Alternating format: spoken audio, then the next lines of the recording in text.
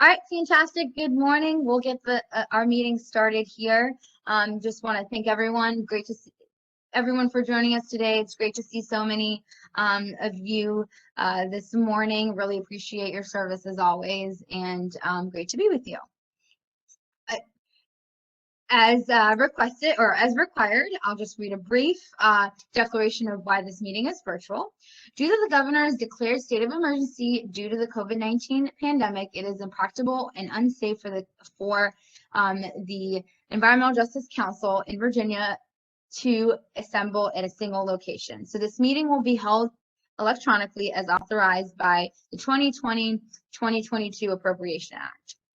The purpose of this meeting is to discuss and transact the business statutorily required or necessary to continue operations of the council and discharge of its lawful purposes, duties, and responsibilities. The public is welcome to use the dial-in number and PIN provided in the meeting notice to attend the meeting electronically. The council will make available a recording or transcript of the meeting on its website, as well as on its website in accordance to the timeframes established in the sections 2.2-3707 and 2.2-3701.1 of the Code of Virginia. I would like to now call our meeting into order. This meeting is being recorded, and a member of our staff will be taking notes and posting the meeting notes according to FOIA following. The meeting is now in order. I would like to turn it over to our co-chairs, Dr. Faith Harris and Dr. Janet Phoenix, for a welcome.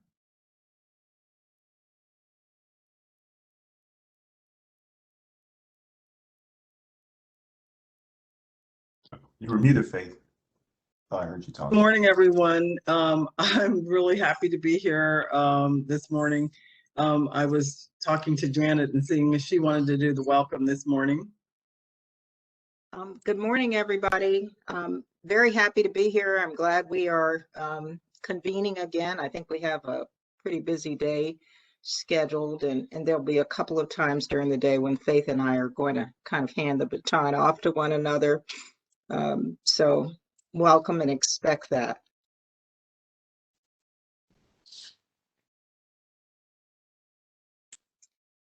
Faith, should we go through the agenda with that? You're muted, Faith. Yes.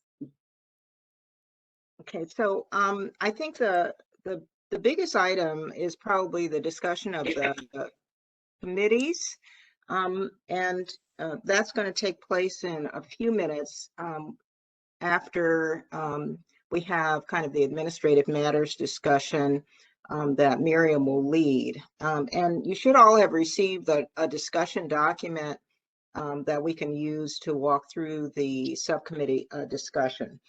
And then at mid-morning, I think Faith would like to kind of introduce the notion of having a committee member, a council member volunteer to take notes at each meeting. And so we're asking for kind of several folks to volunteer, so that could be a rotating responsibility.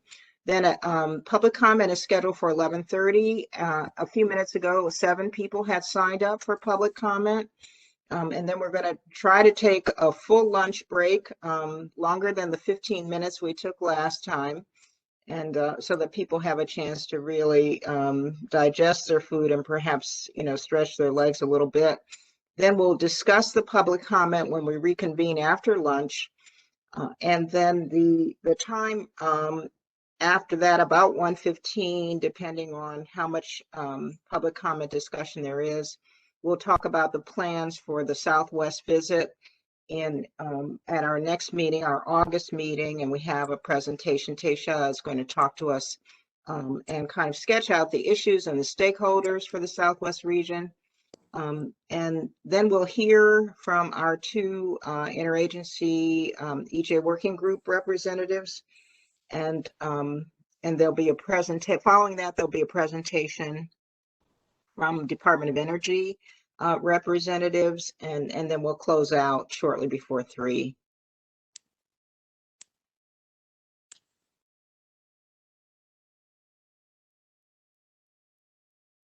Thank you, Dr. Phoenix. think it is time for me to give a couple administrative updates from our end. I'd like to also say thank you to our chairs for your leadership, and of course, as always, I appreciate the time and effort it takes to prepare for these meetings as well as moving forward. As Dr. Phoenix mentioned, we have about 7 folks signed up for public comment. If you would like to sign up for public comment before 11:30, please do so by emailing natural.resources@governor.virginia.gov. You may also put that in the chat and we'll add you to the list. Anybody who has previously sent an email to me adding in written public comment, it will be added to the record as well. So a few administrative updates from our end in Governor's office. The General Assembly will be reconvening in August, and with the purposes of looking at the COVID-19 CARES Act budgetary items to assess and advise both the Commonwealth on spending. I will also share just the list of different aspects that we're looking at specifically. What I will also mention is that as we move towards the transition, we do have quite a few meetings scheduled for the rest of the year, and the governor very much looks forward to and the secretary look forward to the report at the end of the year. I believe you all will be talking a little bit about the Southwest trip that is planned or that is being planned in August, and looking at some of those areas. As you all know, one of the areas that we have been throughout the administration looking at is access to broadband and rural development. So this fits in with a lot of our priorities and kind of as we move forward to the next administration. As well as the General Assembly session and helping inform some of the important work to be done. Also mention that in the interest of time, I will be brief in my remarks because we have some very exciting updates from the Department of Environmental Quality, and I've asked David Paylor to join us this morning and personally share some great news from his end. So I would like to yield a little bit of my time, if I may, Madam Chairs, to give us a quick update on environmental justice at DEQ. Director Paylor, are you on with us? I'm here. I appreciate it very much. I guess there are 2 main things that have happened, and many of you are aware already that we have staffed the beginnings of our environmental justice office. We have an environmental justice director, Renee Hoyos. We also have Jerome Brooks, who has been with the agency for 20 plus years, knows our programs well, has been working with EPA for the last 10 plus years with environmental justice work as a side duty. He's volunteered to come in and take a very serious role helping Renee. We are sort of off and running on a number of issues there. We're working on, Renee and Jerome are working with the rest of our staff as we sort of flesh out a strategic plan and next steps. And hopefully in August, we'll at least have some drafts of our what our plans are. We are being guided also in that strategic planning process by the reports that we got from our consultant with SKIO. We expect, thanks to the governor's budget that he introduced with some new money, we expect to have some community outreach staff added. We expect to be recruiting for those positions very soon. So our environmental justice office is really going to be by state agency standards, pretty robust, pretty quickly with a number of staff that are going to be helping to do that work. So that is that's an exciting thing. The other thing that is new is we applied to EPA for an environmental justice grant. It was the first time they'd had an environmental justice grant proposal in some time. We scored very highly. In the initial round, we did not get the grant, but some more money became available to EPA, and they came back to us, and we have just learned that that we received a grant for $200,000. Some of you were involved in supporting that grant application for us. We thank you for that. That grant is going to have two main focuses to it. One of them is to establish and develop a training academy that is aimed at training not only our staff in environmental justice issues, but also focused on training externally as well. So we're getting started on that. And then the other piece of that grant money will be aimed at some geographic information system work, some mapping work. We are in communication with the Environmental Justice Collaborative on some of the work that they're doing in mapping. We have already started developing our GIS systems. We're going to be able to, I think with this additional money from this grant, just take some big steps forward.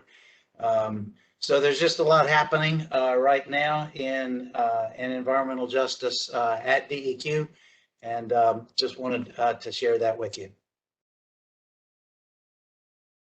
Thank you, Director Paler. And are there any questions at this time for Director Paler? We can kind of hold it for a later time as well. But I think the main thing is that we're moving forward on any grant opportunities and funding to support these efforts and working on our outreach efforts and capacity.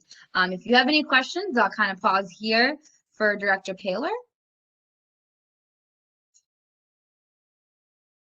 See Tasha's question about timeline. Is there a timeline for hiring the outreach folks, Director Paler?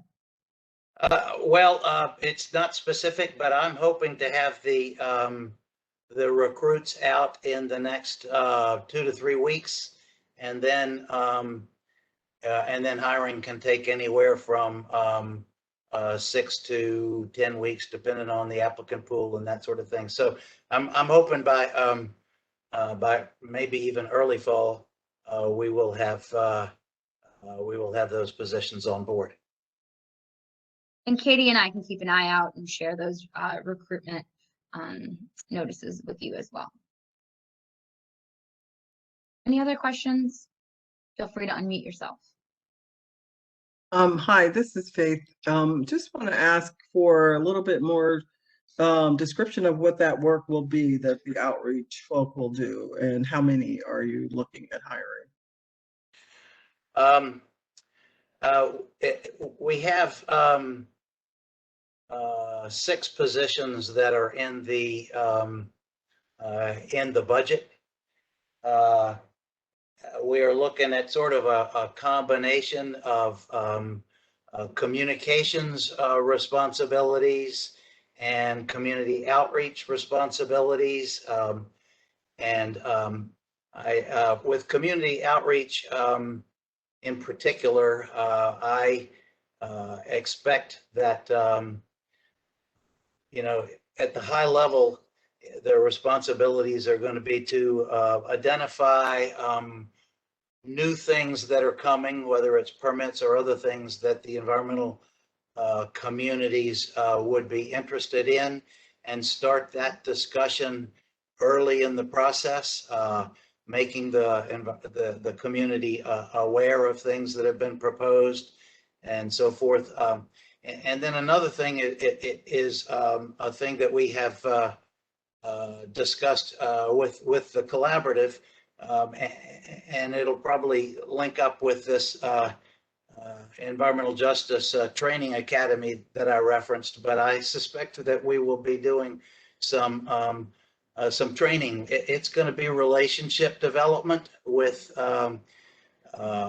communities, that are EJ communities, and particularly focusing on when things are proposed that DEQ has some oversight over, and they're coming to make sure that there's early awareness.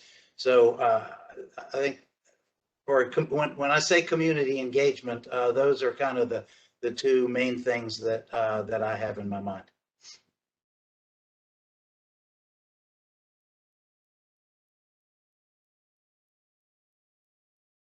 Thanks, Director Paler. Any other questions?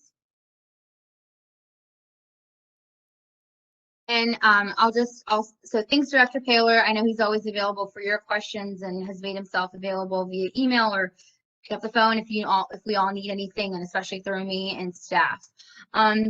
I also would like to recognize we do have Renee Hoyos on the line as well, who's very engaged and continues to support our efforts.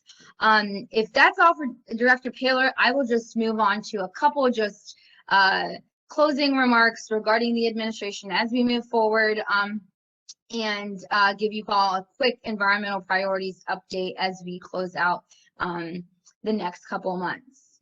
I'll just mention that Director Paler also I think alluded to it in past meetings, but we just closed out the second quarter of the RGGI funds as well, so that's notable. We'll continue to keep you all updated. Of course, as you know, a portion of that fund of that funding will go to efficient energy use for low income and underserved populations. I'm just going to go through a quick list of impressive records of achievement, or just a reminder of what we've all done together in the last 3 years, or 3.5 years rather, and to kind of set it up for the conversations around our subcommittee meetings and what that would look like. Mention just a few things, including cleaning up more than I'll just start over.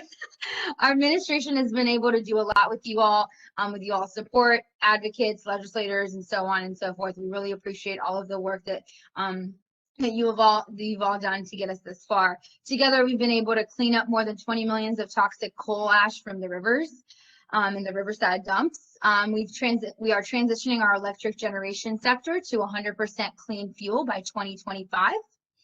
We are cutting climate pollution and funding community flood preparedness and energy efficiency for low-income Virginians by joining the regional greenhouse gas initiative, which I just mentioned. We are creating our strongest ever clean water blueprint for the Chesapeake Bay, which includes finally getting cows out of Virginia streams and rivers for good by 2025, as well as our effort to include D&IJ, diversity, equity, inclusion, and environmental justice, into our Chesapeake Bay Executive Council and watershed plans, which some of you have helped with, which we really appreciate. We are also developing Virginia's first coastal resilience master plan and updating the Chesapeake Bay Preservation Act and our tidal wetlands and living shorelines rules to account for climate change. More on that later, but notable as well. We are also continuing to work to integrate environmental justice into state policy making and agency operations.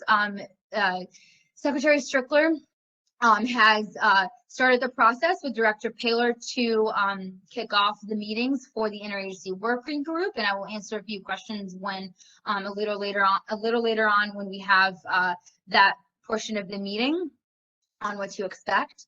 We're also driving clean energy, clean transportation, and enhancing Virginia's clean vehicle standards and infrastructure, as you may have seen during our last General Assembly and our adoption of those rules. We're also strengthening conservation and management of striped bass, Atlantic menhaden, and migratory birds, which of course creates a more robust biodiversity system and supports our ecosystem. And we must ensure that that's also taken care of in all aspects of Virginia, especially in underserved communities and localities. And of course, we have dedicated historic funding, a historic amount of funding for water quality, land conservation, and environmental protections. Of course, all of these accomplishments are a true team effort. I know that your recommendations, whether it pertains to directly environmental justice or land, water, quality, and other standards, clean energy, are greatly appreciated, and we look forward to your report here in a few months. I am just going to turn to the chat really quickly to see if there's any questions. We are great on time this morning. And I think we have okay, and this looks like Harrison said, are there plans to do an update on progress of the projects that are being funded by Reggie? That is a great question. I do not have an update for you at this meeting, but happy to include that as part of an update before our meeting, our August meeting, or during our August meeting. We know that some of that funding will go to the Community Preparedness Fund and clean energy or energy efficiency projects. I think you all have asked for DHCD, and which is the housing agency, housing and community agency that is working directly with DMME and soon to be Department of Energy on those aspects. So I think that is probably a great question, Harrison, for Carrie Hearn and Mike Skippington and later on in the program, and we'll mention it. And in the meantime, during lunch, I can kind of figure out where we are and give you an update there. So I know Reggie's very important, and I know the governor and our administration would like some recommendations there. All right, any other questions from folks? I know that was a lot. I'll give you guys a deeper dive and updates if there are any questions on them, and happy to answer a later time as well. Well, Dr. Phoenix, yeah. I'm sorry, Miriam, I have a question, two questions. One, some people are having difficulty. Aaliyah Farouk just texted me and said she can't see or hear anyone. So there's a little problem going on with the, so I don't know if anybody else is having that problem. And then, yeah, if you're having a problem, try to get out of the web browser and go in through the application that you may have to download. So that's one way to fix some of these issues. Katie, are there any other additional guidance on that? I will say I'm not having any issues. It may be just the Wi-Fi that you're using. Yeah, and I think oftentimes, oftentimes people also suggest closing windows out. That helps a little bit. Yeah, you are, but sometimes you are freezing, Miriam. I've noticed that in the middle of your sentences. Sometimes it freezes. I don't know. So Faith, are you able to suggest to Aaliyah that she log out and log back in using an application? Yes, I just did. Okay. Yes, I did. Also, the other question I had was related to the interagency working group, and I know there'll be a bit of a conversation later, but I wondered, we've noticed that there hasn't been a meeting thus far. So just wondered if there was a plan for an interagency meeting, work group meeting in the near future.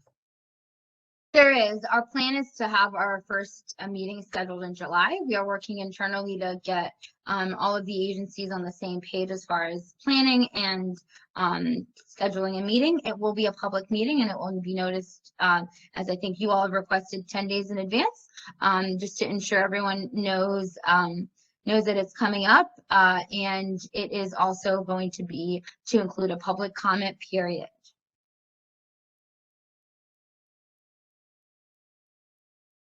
Thank you. Absolutely. Fantastic. So it sounds like we're actually right on time, Madam Co-Chairs. So with that, I would like to turn it back over to you for discussion on subcommittees. And I can pull up the document for us as well. Faith, I realized that we didn't give folks a chance to introduce themselves at the beginning of the meeting. Could we just take 5 minutes to do that now? I'm sorry, I was talking to Aaliyah. I'm sorry, what did you say, Janet? I said we didn't give council members an opportunity to introduce themselves at the beginning of the meeting. Could we take 5 minutes to do that now? Great idea. Okay, and I can't see everyone. So I can see I can start us Catherine. off really. Okay, great. Dr. Muniz, I can start us off and then kick it over to you guys. So I am the Assistant Secretary of Natural Resources, soon to be Natural and Historic Resources. My name is Miriam Karad, and I have the privilege of staffing the Environmental Justice Council.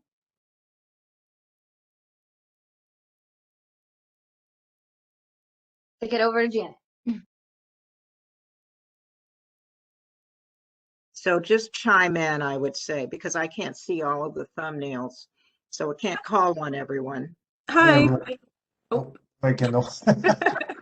Hi, my name is Kendall Crawford. I am co-director of Virginia Interfaith Power and Light. Hey everyone, I'm Harrison Wallace. I'm a program officer at the Climate and Clean Energy Equity Fund, and based in Richmond, Virginia.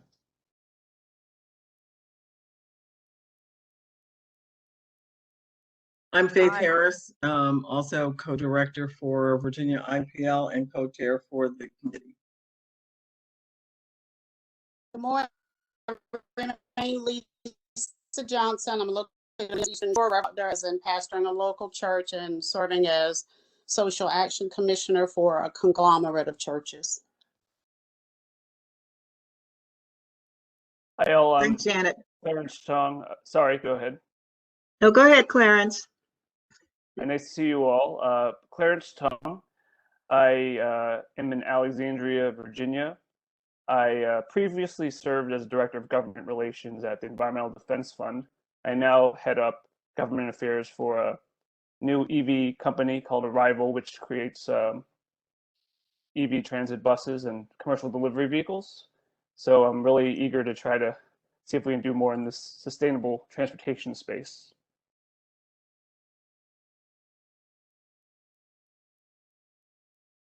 Good morning. Hi, everyone. My name is Karen Camblin. I'm a planner at KTC Plan in Fairfax, Virginia. And I'm also the Environmental and Climate Justice Committee Chair for Virginia State NAACP.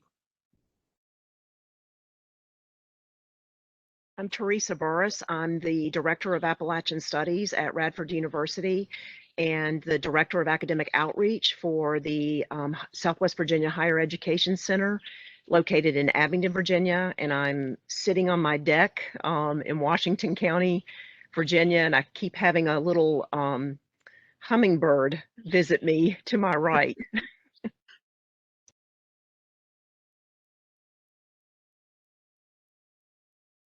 I'm Janet Phoenix. I live in Herndon, Virginia, about 50% of the time, in the Northern Neck, the other 50% of the time, in a small town called Heathsville.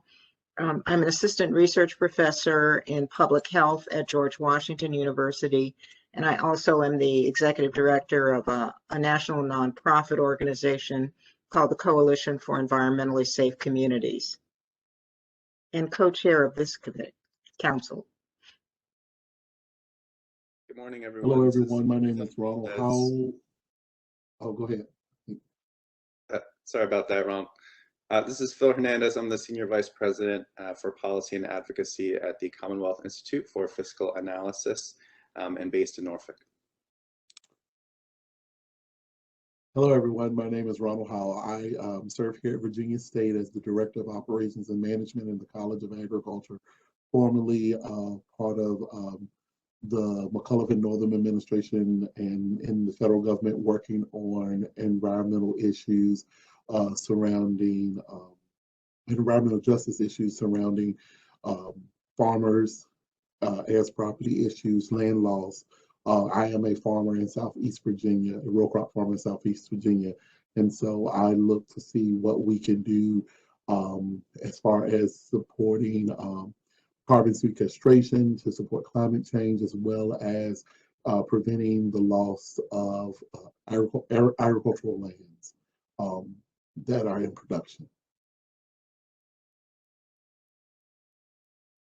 Hi, I'm Tom Benevento, and I'm here in Harrisonburg, Virginia, and I'm co-director of a nonprofit called New Community Project, and we've got multiple projects going on related to energy and housing and transportation, but one of our newest projects is a carbon farm that we have going. We're doing a lot of research on different techniques for carbon sequestration, and it also has a component of land redistribution. So we're inviting people with that want to farm who don't have access, particularly recent immigrants. We've got Mexican neighbors, Guatemalan, Eritrean, and Congolese, which has really been fun. Really enjoying working together. So that's been fun. Nice to see you all and to be here. Thanks for making this happen.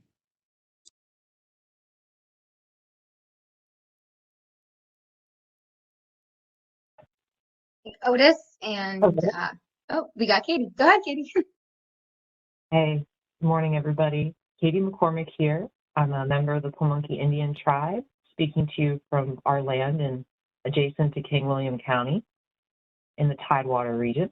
And you all know I'm also the environmental justice consultant for Dominion Energy. Thank you.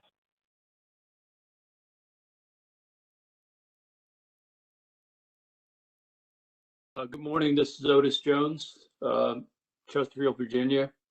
I am the Vice Chair of the Chesapeake Bay Foundation. Good to be with you this morning. Hello, Tasha Devon. Hello, everybody. I'm Tasha Devon out of Southwest Virginia. I am president of Southern Appalachian Mountain Stewards, which is an environmental watchdog group here in Southwest. And I'll just leave it there. I don't know who's next. I think we might have taken care of this. Dr. Ellerbrock has just joined us. Oh, fantastic. Welcome. We're just doing quick introductions, Mike.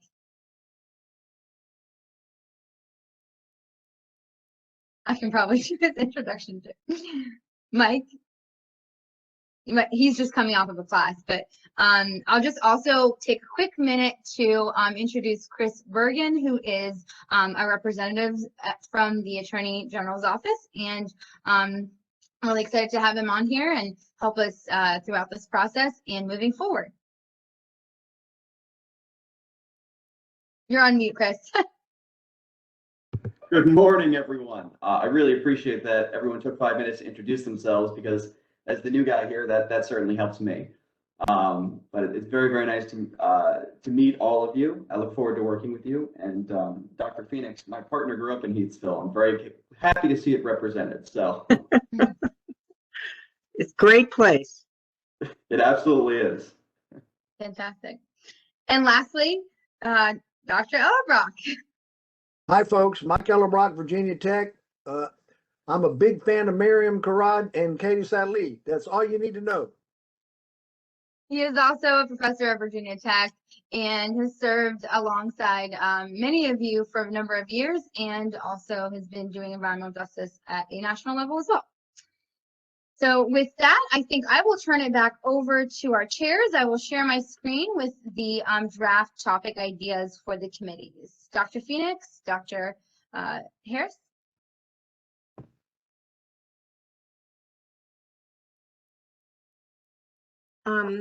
So Faith, I'll start off, and then I'm going to kind of toss the baton to you, and just fair warning, at 11 I'm going to disappear for a half an hour, but I will be back in time for the remainder of the public comment. I've looked through this draft list a number of times, and it's kind of all starting to coalesce in my mind, and I see some synergies across some of these, and I think Ashley, in the process of transcribing from 2 documents, some of the topics were repeated. So even though it looks as if we have 9 potential subcommittees, I think it's really more like 5 or 6 that have been suggested. And I think part of our task for this morning, which, we will make good progress but may not complete today, is to think about leadership. Some folks have already expressed interest in leading some of these subcommittees, or leading a subcommittee based on their interests. And then I think we need to think about really bandwidth for our council. How many can we support? there's an expectation that subcommittees will meet between regular council meetings. So think about the number of meetings that means. It certainly will rise exponentially depending upon how many subcommittees we actually decide upon. So, 3 or 4 might be more manageable than 6 or 7 for us, given the number of meetings that would have to be scheduled in between times. And then there seem to be some logical synergy. So when I look through the list, it really seems to me that there's a synergy between the climate change, clean energy, transportation, nexus. And so there is one committee that kind of begins with a specific focus on transportation, but transportation also was raised in the context of climate change and climate resiliency. So potentially that's a way of collapsing. I also think that the planning, incorporating environmental justice into planning, has some synergies with the public health, workplace, and housing policy subcommittee. So those are a couple of things that I think potentially could be merged. And then I think public participation in identifying EJ communities really overlaps pretty nicely with the Emerging Concerns Committee, which has already been established and which will be the umbrella for the planning process that we'll engage in for our site visits. Then we're going to have a presentation from Tasha Devon later this afternoon as we kick off that discussion about the Southwest visit that's planned for August. So that's a very long-winded introduction to this. And Faith, I think you probably have some things you'd like to highlight for us as well in terms of the committee suggestions.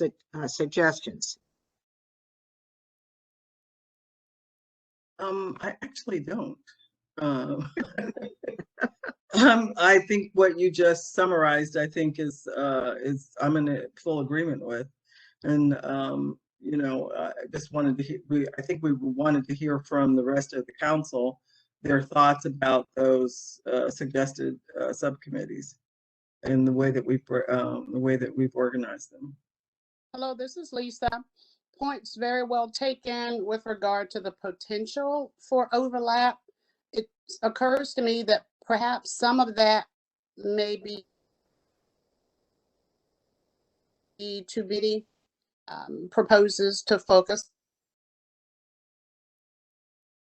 upon for some duplication. I'm sorry, as well. Lisa, you kind of broke up. We didn't hear the first part of what you said. Could you repeat that, please?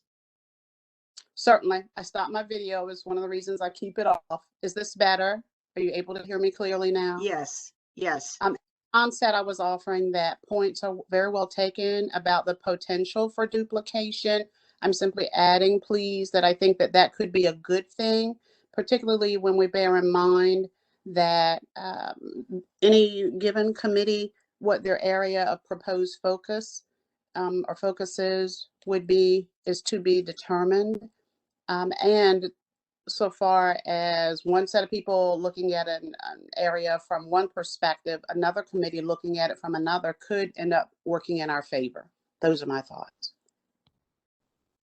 And actually, the only other thought is, you all will tell us, Madam Co-Chair, so far as process for sign up, something like a Google Doc for us to, maybe fill in a chart so far as where our interests lie and our energy. Just a suggestion. So if I may interject, due to FOIA requirements, we are not able to use a Google Doc unless it's scheduled for folks to go into it. But what I can do is Katie and I can take your suggestions. We'll reshare this document and just track changes on anything you have, and we'll collate it.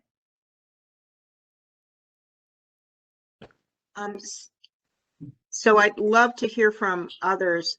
Maybe as Faith suggested, we could just go around the room and get everyone's thoughts and then circle back to the list. And when we circle back to the list, what we could do is note any council members who are potentially interested in participation and or leadership for one of these suggested subcommittees, and then also if we thought it should be combined with another, we could indicate that as well. Dr. Vance, would it be helpful if I just read out loud very quickly? I know you went over them, but I just want to re-emphasize there are 6 in consideration, and I will share my screen again and just read the top, and then folks can share their thoughts. I will share that really quickly. This is my. I think there are actually 8 or 9 on the list that you have, Miriam. That have numbers. Okay, great. So let me just go over them really quickly and make sure we all know what we're looking at. The first is climate change, climate resiliency, and just transition to clean energy and transportation. Second is public participation and identifying EJ communities. Third, agriculture, water quality, and waste. Community quality of life, economic development, and infrastructure. Public health, workplace, and housing policy. Sustainable and equitable transportation. Committee on emerging concerns. Incorporating environmental justice into planning. And inclusion of EJ communities benefiting from renewable and clean energy. I'll also mention that whatever you all decide as far as committees, we will staff fully and ensure that you all have the meeting space and requirements that you need, and you may write your report in these different sections and just have a smaller number of committees. With that, I'll turn it back over to you. This is Mike. I have a suggestion. Let's hear, Mike. If we're trying to consolidate, maybe 4, 5, and 6 could be combined. Infrastructure, housing, and transportation. All of that involves economic development, and infrastructure seems to be a public concern these days, particularly in housing and transportation too. They all kind of go together, maybe. Just a thought. If is also concerned, I use the term lightly, that potentially something may get lost with the consolidation. Yeah, I think I hear what you're saying, Lisa, and I do think there's a lot of wisdom in the idea of having committees that are maybe in some ways, on the looks like it's overlap, but in fact it really does give us an opportunity for a different perspective. And then even one of the processes that happens, or it has happened in our previous reports, is at the end when everyone brings their drafts together, we go through and find ways to consolidate and synthesize then. So I think there is some wisdom in the overlap as well. And Faith and Jan and folks that were on this council before, I guess maybe just words of wisdom from y'all. Like, I mean, 8 or 9 seems like a lot for the 16 to 20 people who usually get on these calls. But how many did y'all do last time? Like, where did it become like a kind of critical mass of folks at a certain point? It seems like 3 or 4 would be the max we could do. And it's just like, how do we combine this stuff and have like broad kind of overarching goals that everyone brings their expertise to? I think we had 5 or 6 last time, didn't we? And it worked? We had 5 or 6, and then one kind of fell by the wayside because it had a chair but no members. And so it got folded into one of the others. And even having 5 became a stretch when we were trying to schedule meetings and get drafts. Each of the committees in a sense becomes a draft chapter for the report, for the annual report that's due. So, there's the concern about having enough bandwidth with membership and leadership for each of these committees to be able to produce your chapter, a decent chapter that's well thought out, well organized in time for the annual report process. So there's that. And I tend to agree that for 3 or 4 probably makes the most sense, but but I could be persuaded otherwise. I hear what you're saying, Lisa, about the frame, and that we need to be sure that, you know, we're not shortchanging issues in terms of looking at it through one lens when really it needs to be viewed in a number of different ways. Thank you both for acknowledging that. What I just heard is another great point, well taken. Perhaps the signups based on areas of expertise and interest will help us determine what areas may not, or what committees may not get staff this year. It's just a possibility. It seems to me, this is Tom, I like the idea of having less committees, but I like what Lisa's saying. So could we have maybe three or four committees, but under each of those, if we're consolidating, we just make sure that, say, under the climate change piece, the topics are really clear, so we're not losing anything.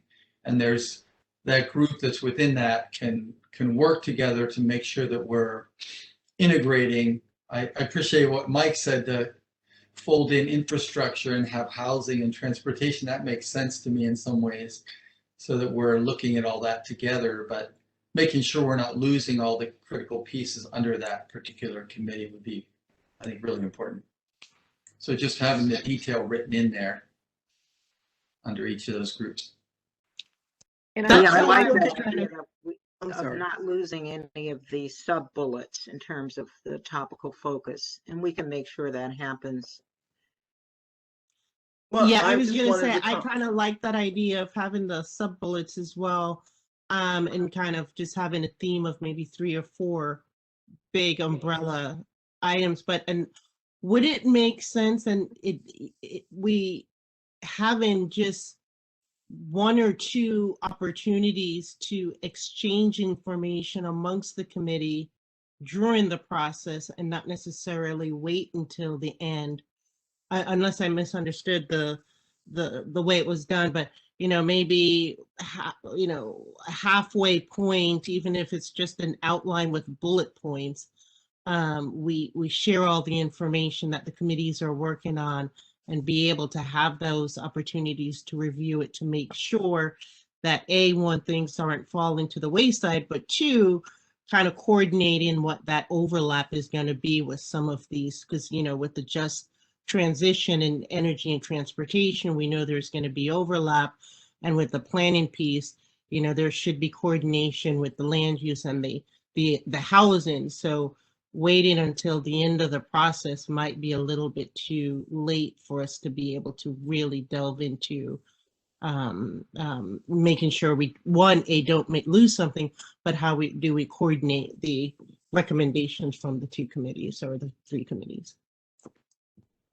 So one thing that I wanted to mention is that, and I didn't mean to make it sound as if we waited till the end in the past. We had subcommittee meetings. The actual committees would meet, and they were public meetings where any of the other council members were also invited to come in and share their thoughts as well, and public to contribute. So I think hopefully we'll continue that process and method as well.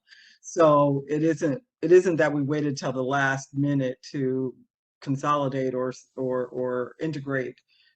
We had meetings all along, or the subcommittees had meetings. The chairs of the subcommittees called meetings, and they were also public meetings. I think that process worked better during the first iteration of the council.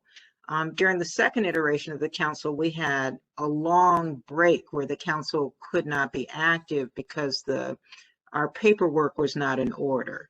And so that prevented full council meetings, and it prevented subcommittee meetings too. So then when we came back together, we had about 90 days to pull together the annual report, the deadline for which had not changed, despite the fact that we could not convene for a number of months during that year. And so then it did really become kind of a last minute, last ditch effort to get, you know, we had one day of like running subcommittee meetings, and people were kind of jumping back and forth because they they were on multiple subcommittees, which were all meeting at the same time, trying to get drafts done. So that was a bit insane. I am hoping that nothing happens like that again during this process, and that we can be more thoughtful and have, time for subcommittee meetings and be able to hear from the public, which is always helpful when people come and give comments at the subcommittee level, because that really gives us an opportunity to do a deeper dive into the issues. Well said. Faith, I'm gonna disappear for a little while, but let me say that I have a strong interest in the public health, whether it's a standing committee or whether it gets incorporated into another committee, and also a strong interest in the committee on emerging concerns. So let me just toss my hat into the ring there for those before I disappear, and I'll get back as soon as I can. Okay, thank you, Janet. So I think since she's disappeared, I would like to offer that I'm very willing to follow her leader, Dr. Phoenix's leadership in the first one that she mentioned. I think it was community quality of life. I said public health, I think. Yep. Public health and emerging concern.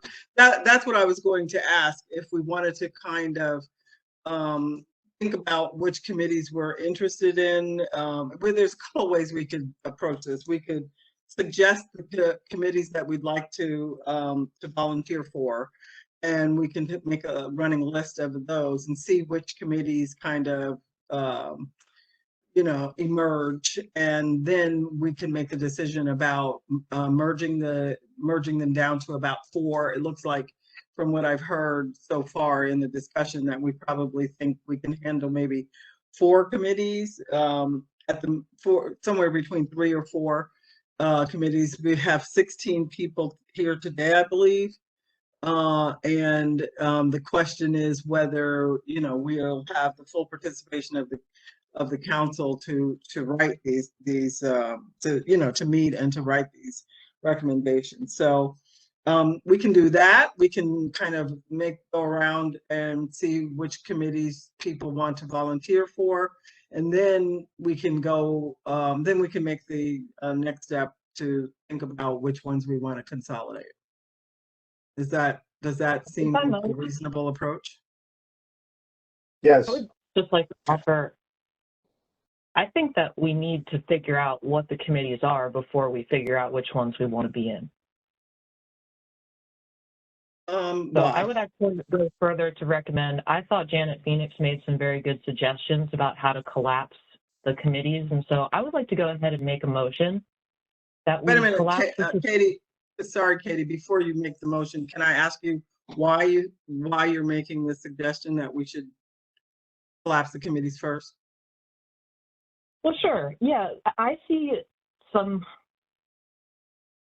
overlap in ways that I think get away from the benefits that Lisa Johnson was mentioning, and could just, they just don't make a lot of sense to me. So, for example, we have transportation listed under quality of life, but we also have like a whole committee kind of focused on that transition. And then we're talking about planning down in the bottom under incorporating justice into planning. And we're talking about planning for storms and climate change and flood-prone regions. I mean, that just seems like the exact same topic as the first committee. Mm-hmm. Mm-hmm. So I was just going to recommend that we take Janet's suggestions and that we take the Sustainable and Equitable Transportation Subcommittee and fold it into the first one, because those are identical topics. I actually disagree. They're definitely not the same. I mean, when you're talking about the climate change, it's just a very broad issue. That's how I interpreted that. Yeah. I wanted to make a comment, though. I don't disagree with you, Katie, but what I think we have to get past is the top line description of the committee isn't necessarily what it currently covers. Like when I look at that number 4 committee, that has such a vast number of topics that it doesn't actually make any sense the way it is. So like I'm totally in favor of like having transportation and energy maybe together, but it shouldn't necessarily be in the same one as recreation, biodiversity, wildlife conservation, invasive species. Like that's not the same type of issue. So I think we have to also look at kind of what issues are we trying to tackle in each of the committees, and not just like the name of the committee, because that's how things might get lost. So that's like what I'm concerned about. Yeah, and I want to just add to that, that I think one of the things that will happen naturally in the committees organically will be the committees themselves will kind of reshape, reshape their, the topics. So I think we need to, make room for that as well, that just kind of happens naturally because either there's not enough information or resources in order to really fully develop the recommendation or the or it's just or one area, one specific sub point is so broad that it kind of encompasses and kind of overwhelms the committees. At least that's how it has happened, how it historically happened in subcommittees. So I don't know that we have to be like so detailed from the beginning, right? That we have to like leave some room for organic development and of the topics as well. Yeah. Dr. Harris, if I may just interject, 2 points. Katie, great point about making a motion. We really just needed a motion to adopt the committees once you guys are done with discussion. So just as a form of semantics here, but so we can go ahead and just make that motion once you all decided on that after the discussion. And then secondly, I'll just note that a lot of other advisory boards in this capacity do have overarching topic ideas, and then it goes to deeper. Of course, an education subcommittee might also look at curriculum, may look at school safety, all sorts of things. So just putting that back on your radar, just as you all are looking at what the top lines of the committee names are. And that's all for me. I just wanted to follow up, lift up what Miriam said. I think like our goal, maybe adopting this list and paring it down, but I would think would be to find some broad topics that people want to lead on and then allow the subcommittees to tailor it. Because I mean, like Clarence was saying, the sub points alone could be subcommittees in each of these bullets. So it's really up to like where our individual expertise is and where people have time to dig in. And that can be figured out in a subcommittee meeting. I don't think it will be figured out here. But if we adopt this, we can start paring it down and get an idea of like where people have interest and allow them to decide, what the report's going to look like from that bigger bullet. I also wanted to mention that some of these pieces, like when I look at agriculture, water quality, and waste, the last report, there was a lot of work done on waste, for example. So if you're interested in that, you may want to be referring to some other previous work that's been done and expand on that, just as you're thinking about this.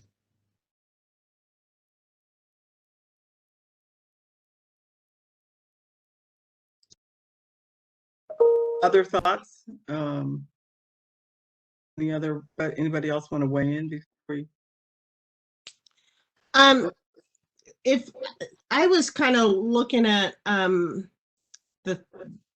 things, the trend or the theme of what I was looking at on the 9 topics over that were originally presented, and if we're going to try and come up with, just 4 or 5 broad titles for the committees, I was thinking something along the lines, and there can be wordsmithing within the groups once they get in there, but something dealing with, community health. So that's going to be the quality of life, economic development, public health, workplace, and, housing and those types of things. Infrastructure, which would be the transportation, stormwater, all of those things within the community. And then just transition for climate resiliency and energy. and then rural, which would cover, the agriculture and those types of things. Plus, they'll probably have an overlap with all of those issues because addressing needs in the rural community is going to take a different angle. And so doing it, having something that reminds us of that we also have to include special consideration for rural communities. And then, of course, keeping the emergency concerns committee, and I guess that would be 5. Oh, it's already there. And so that's kind of how I was thinking of if we were gonna try and condense it, and then have, this overall theme for all of the committees that, knowing all of the committees would be looking at just transition principles, environmental justice principles, and all of those things, equity, and environmental justice stuff. And so that's what I was thinking. So I probably changed the first one from public health to community health to make it a more broader statement, or community resiliency, or something like sustainability, or something like that. That sounds good to me. This is Kendall. My biggest concern is just that we keep the emerging issues committee. So if there's a hill I'm going to die on, it's just that we have that committee. But I think kind of no matter how we organize it, I feel pretty confident that we'll be able to think intersectionally and cover a wide range of issues. But as long as we have that emerging issues committee where we're able to really dig down deeper into the issues that communities are bringing forward to us, I'm happy. Yes, I agree with that too, what Kendall said. I really appreciate that emerging issues to make sure that that's in the forefront as well. Yes, amen. This is Mike. Here's just an example that might help us think through some of these categories. The single largest polluter in Virginia year after year is the Radford Army Arsenal ammunition plant. Where would that fit? Well, in a lot of ways, it affects air quality, water quality, and soil quality. And in so doing, it generates cumulative effects on community health. And that's probably true of all the military installations in Virginia. So you could put it under public and community health. You could put it under, I don't know, you got water and air under infrastructure. Cumulative effects are an increasingly important issue, particularly around our military installations. And if I may add, Mike, too, I think as you guys think through your report, if there are recurring themes in, kind of, if it's included in different sections and of your reports by subcommittee, at the end you can really put in your report, looking or targeting one topic or whatnot, and kind of doing a deep dive into it and a quick summary about the topic and how many times it showed up or where it showed up. So I think there's going to be a lot of cross-pollination, and that's applicable, as many people said. But again, I think when you're thinking about these groups, I will say less is easier to manage at this time. And then kind of as you write your report, you can pull some things out and highlight them specifically for the Governor and General Assembly as something that you looked at that checked a few boxes, or rather happen to be in part of different areas. I just have a comment on that. Yes. This in general, this list to me is not, it doesn't make sense in my brain, just for me. Like the way that I look at this, and I think I mentioned this the last time, is kind of like what we're talking about, those overarching themes and topics. Those should be our committees, like the just transition, the equity and inclusion, the impacts that have happened and are still happening. So I think that's why we're getting all of this overlap, because we're trying to get into the nitty gritty when our duty, what we're charged, is to make these recommendations on what do we need to stop, What do we need to look at what's building? What do we need to look at what's coming down the line? That's just a comment. Like, I'm all for a just transition. So wherever that's at, that's where I want to go. But in general, this isn't working for me. So just put me where you need me. And yeah. Tasia, can I push back and ask you to suggest an alternative to the 5 that are emerging here under committees that Katie or Miriam is typing? Do you have an alternative so that we could at least, consider it? Yeah. So just from today and what we've been hearing, it's like stopping the bad, right? So stopping the bad things that are happening, which is kind of like those emerging issues, the just transition. So that's the folks that are now in a space that are ready to go forward economically and developing equity and inclusion, because that's going to be in all of that. Building new. So whatever we're doing to build new infrastructures or permits or however that happens, outreach, and I had immediate responses, but I think it's the same issues. So that's what I've had from just us talking today. You had those as your broad topics, correct? Right. Okay. Sorry, could you say those one more time? Yeah. So stopping the bad, and the just transition, equity and inclusion, building the new, our outreach, and immediate responses. So I'll mention, I'll add in immediate responses. I just want to kind of clarify that the General Assembly and the governor are looking for policy and policy recommendations, as well as looking as, you are able to amplify issues and emerging issues. But I think as you're talking about emerging issues, I'm writing them down there, but let me know if it goes somewhere else. I'm just thinking about it based on policy recommendations that you would be giving. Yeah, and I kind of look at it as both ways, as in like at the end of the year, we can make those recommendations, or as people come to us in our public comments, if there's something we can sign on to as a council, if there's something we can suggest as a council, there'll be a space in a committee for us to discuss that. And that you're suggesting is the emerging issues. That's a question. Yes, okay. Hey, Dr. Harris, I just wanted to provide some feedback on the committees. Now I think the transportation and clean energy is too broad. That's just too vast, right? But I do like the infrastructure frame, because we're having a federal discussion right now on how to spend on infrastructure. And what I would recommend is actually underneath their infrastructure, yeah, exactly, like having a section on clean transportation, another one on clean energy, because they are distinct in that way. And then, although it's not an area I have a lot of expertise on, I know that there's a coastal resilience kind of applications too that probably built in. I don't know if that fits under what was previously like in the ag and water quality one, or maybe that's just a separate. Actually, we need like a water quality infrastructure kind of section too. So I like building out that part.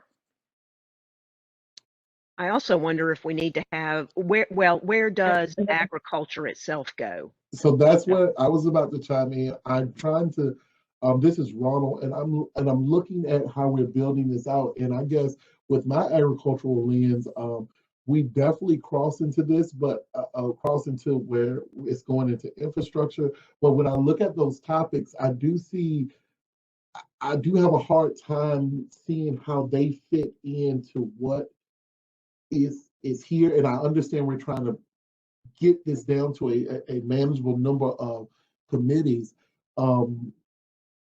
I don't know, and I guess because they are, with local foods and in small farms and economies like that. I don't know where we fit that in, but it needs to get into this area somewhere. Ronald, may I offer, and maybe this is, too much of an outlier for some, but I think it relates to public and community health. The idea of food and the way that we produce and distribute food. I mean, we especially saw this during COVID, how the lines of distribution just fell apart. So I think, food and having access to food is critically important to the public health and community health. And I think in some ways we could be even remembering to think about this work as more innovative. Like, we don't have to stick to or be, guided by or limited by the way things have always been, organized, that we can think more broadly about what do we mean when we're talking about public health, and make it much more of not just about actual related to medicine, but what does it mean for a community to be healthy?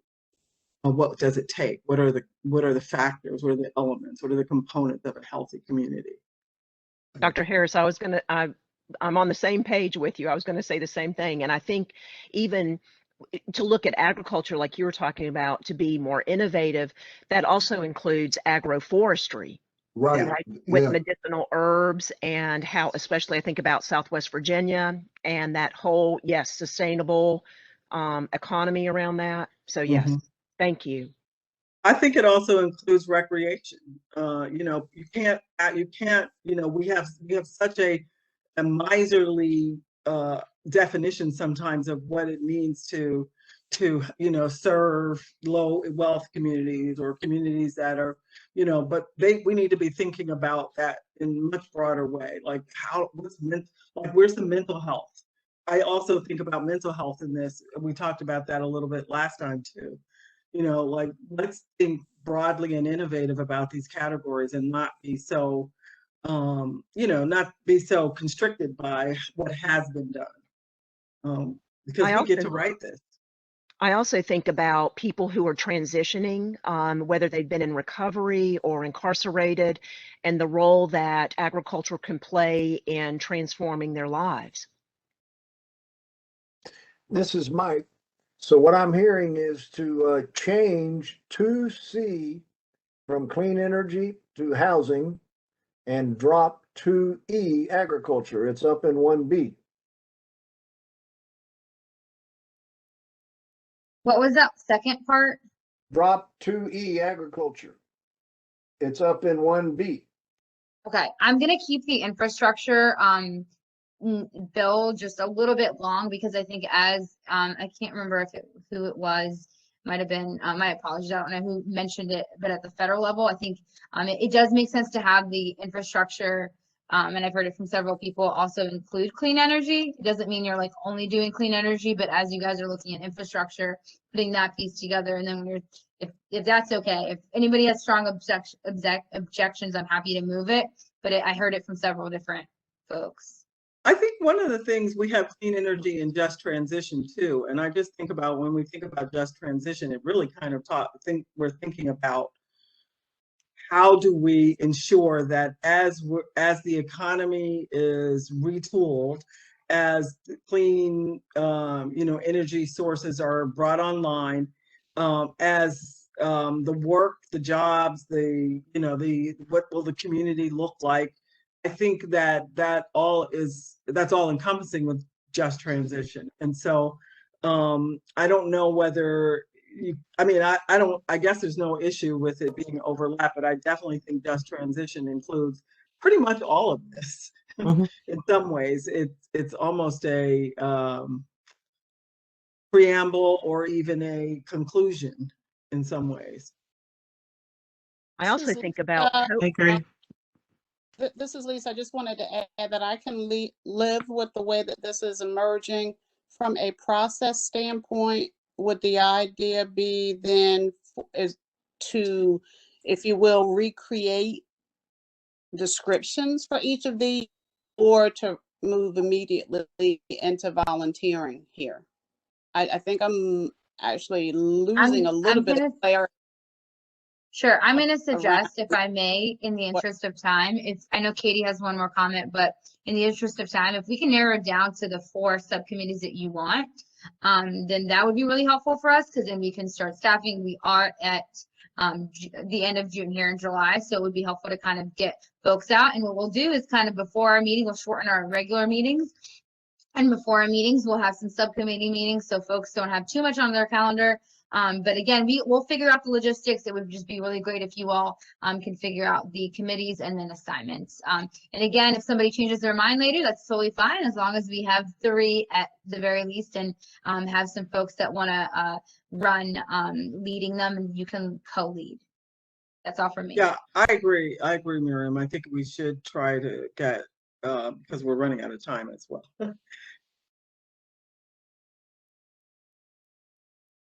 So am I to understand, I'm just asking for clarity, we're going to get offline the updated list and have an opportunity offline to volunteer, or will we be assigned? I'm just trying to understand the process. What's our next Oh, no, step? we can volunteer now.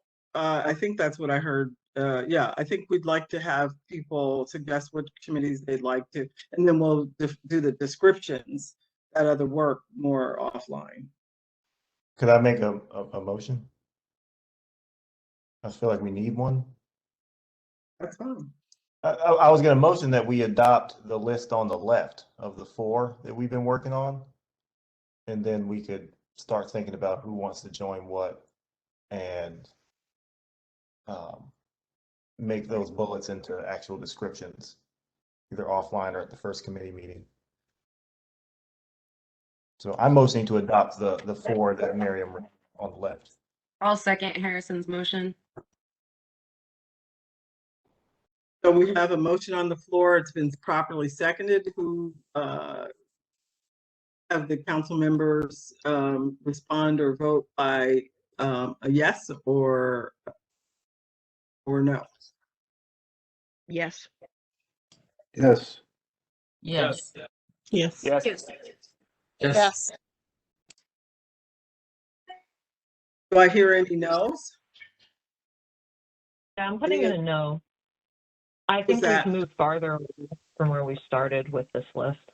Who is that? Katie. Okay, Katie. Okay, 1 no. Any other no's? How about abstentions? Okay, so it's been carried by the majority. 1 no.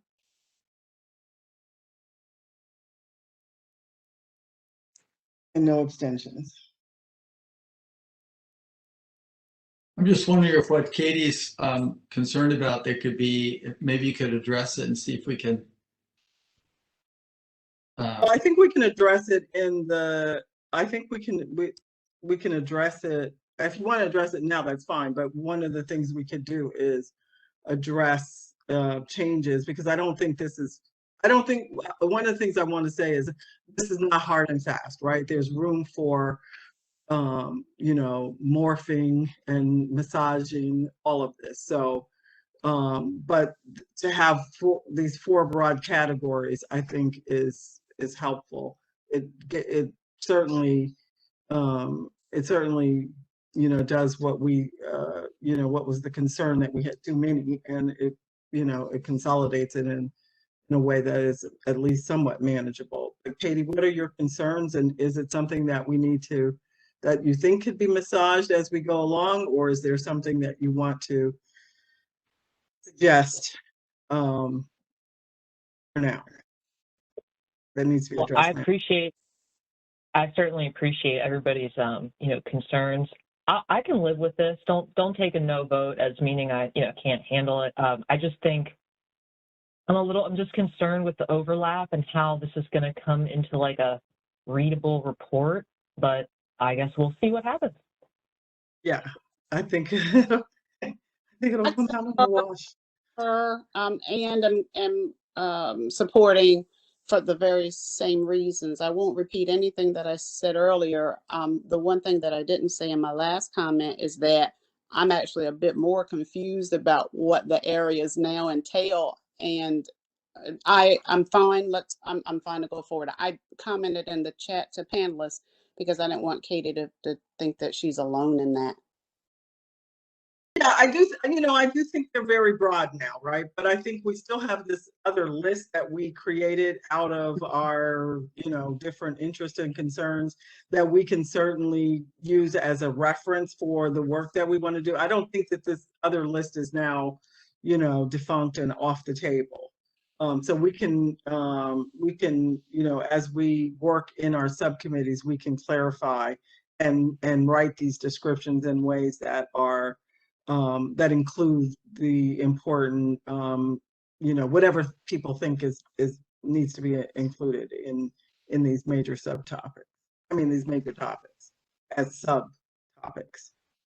Yeah, and I'm getting a couple folks volunteering. That's fantastic. I think the main thing here is if we can get folks to volunteer to lead, and then you can offline let me know what you're interested in. But if we can get folks that want to lead certain topics, and I agree that maybe the infrastructure one is really big, but that's one that that's how the policy is being made as well. So I'll just offer that. And as Dr. Harris mentioned, I will continue to have this list of draft topics underneath, and as you're putting the report together, you're very far along in terms of thinking through this already. So if I can just call for anybody who's interested in leading any of these, I do believe that Dr. Phoenix mentioned public health, but I don't know if she wants to lead it as well. So I know that she's not offline, she's not online here, but if there's anybody else interested in leading the other efforts and or co-chairing. Is it possible for us to get to take have people volunteer for all of these first and then have them decide who's the leader? Yeah, absolutely. That works too.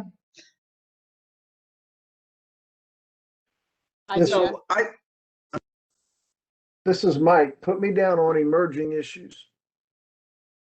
I think we need specific outreach in the spirit of having Katie on our committee, on our council. We need specific outreach to the corporate sector, to tribes, and military installations.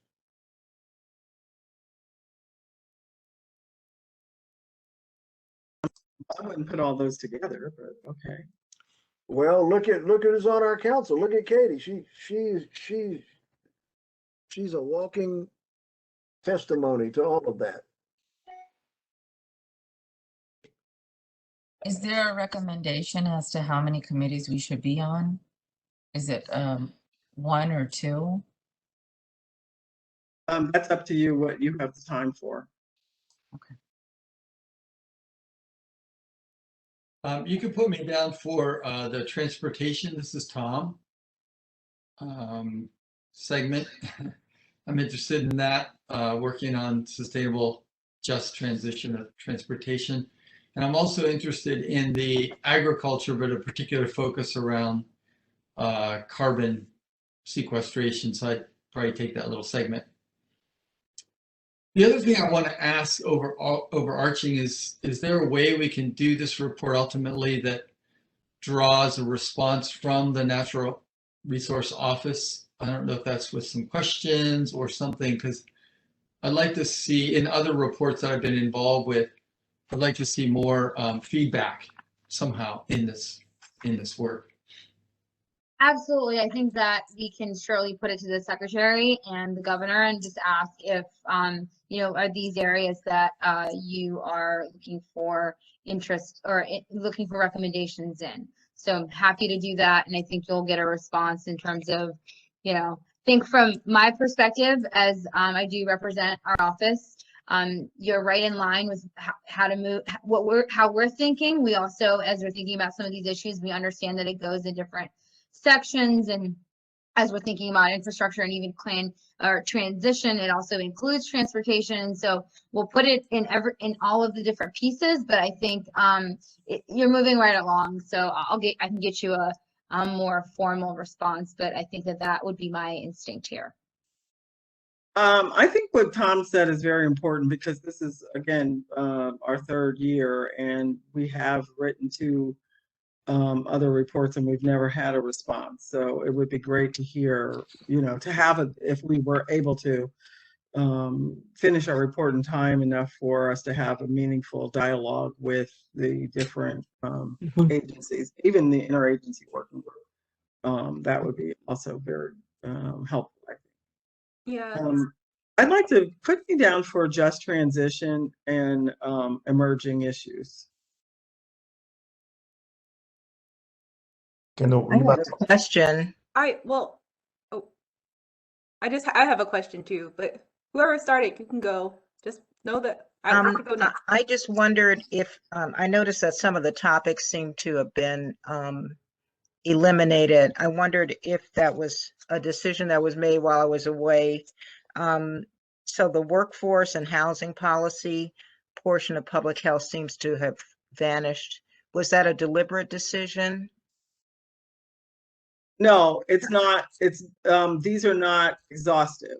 So the draft will inform these larger topics once the committees have been formed and decide what of the draft they want to include.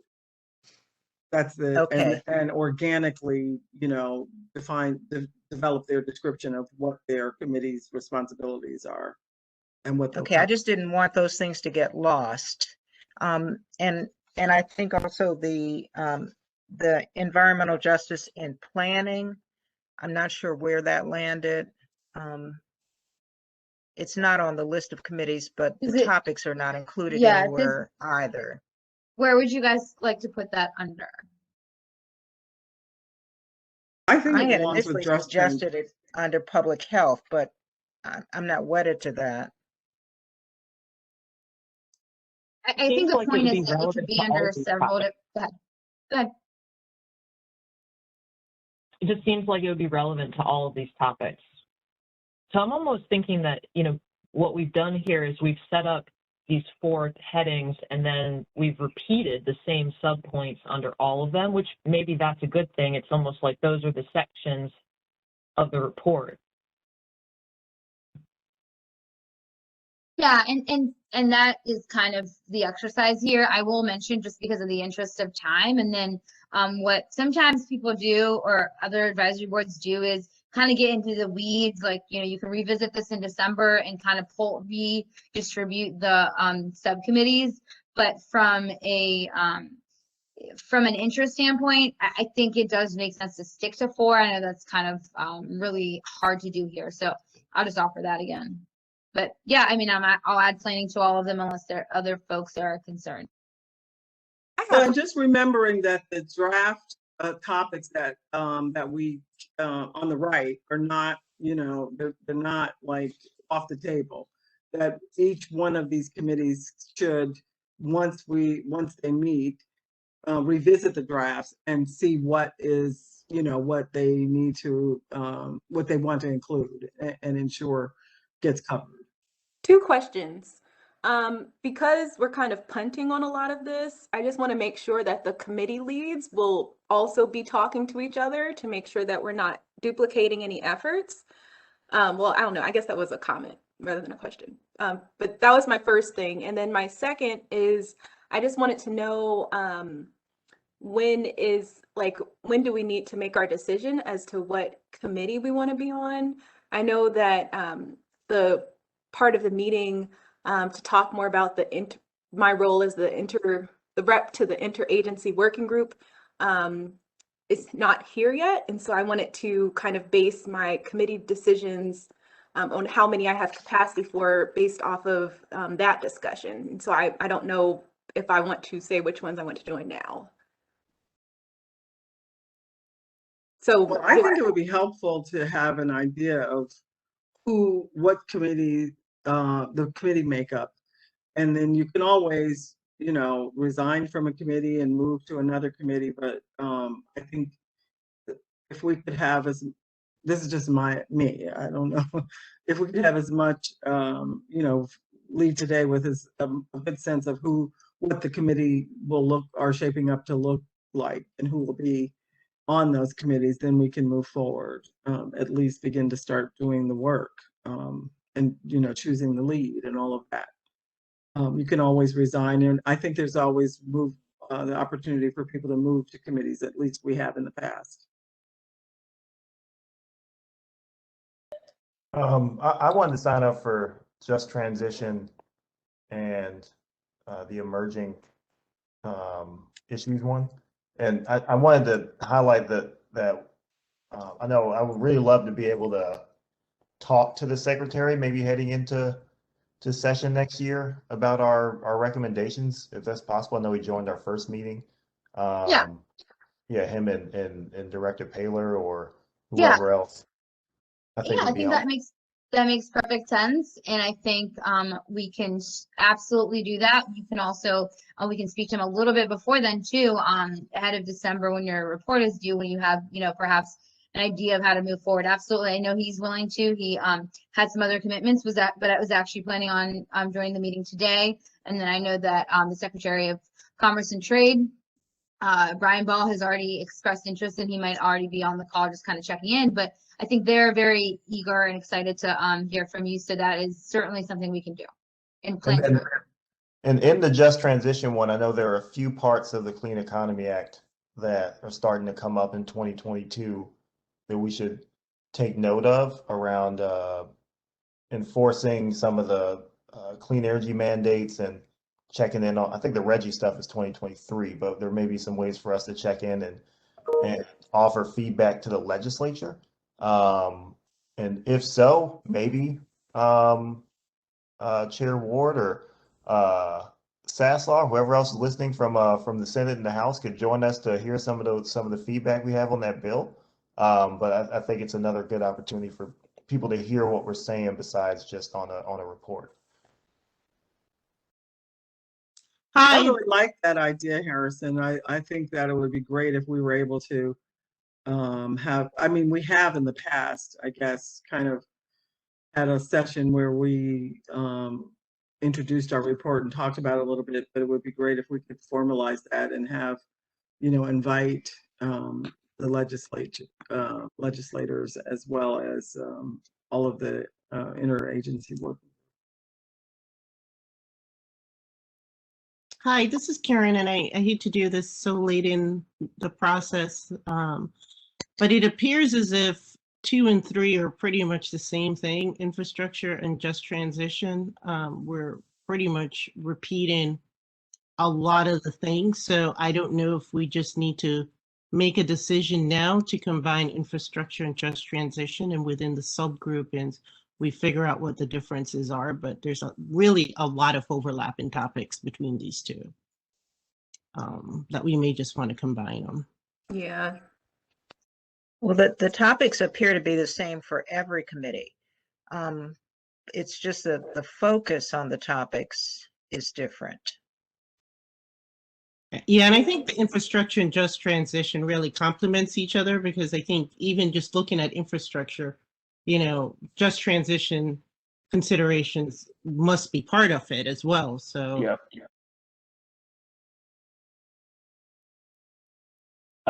I agree with you all on that, and I'd love to also serve on that committee. And I think that because there are so many possible sections of it, that would allow for people to kind of focus on the areas that they want to. For me, that's transportation and clean energy. I just want to pop in and point out, we voted on the list. So if we're going to take away one of those, we probably need to vote to approve that. Thanks, Katie. That's correct.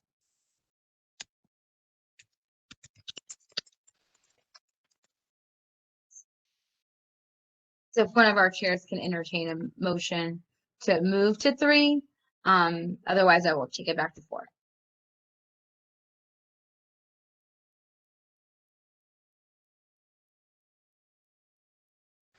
This is Mike. Don't we, in 2C, don't we mean workforce instead of working? Yep.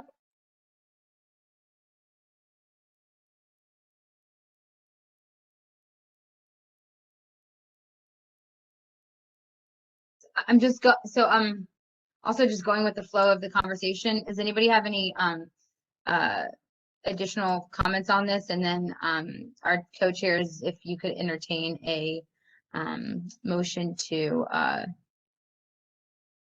change it to 3, and we can further the conversation a little bit later. We are getting close to our public comment period.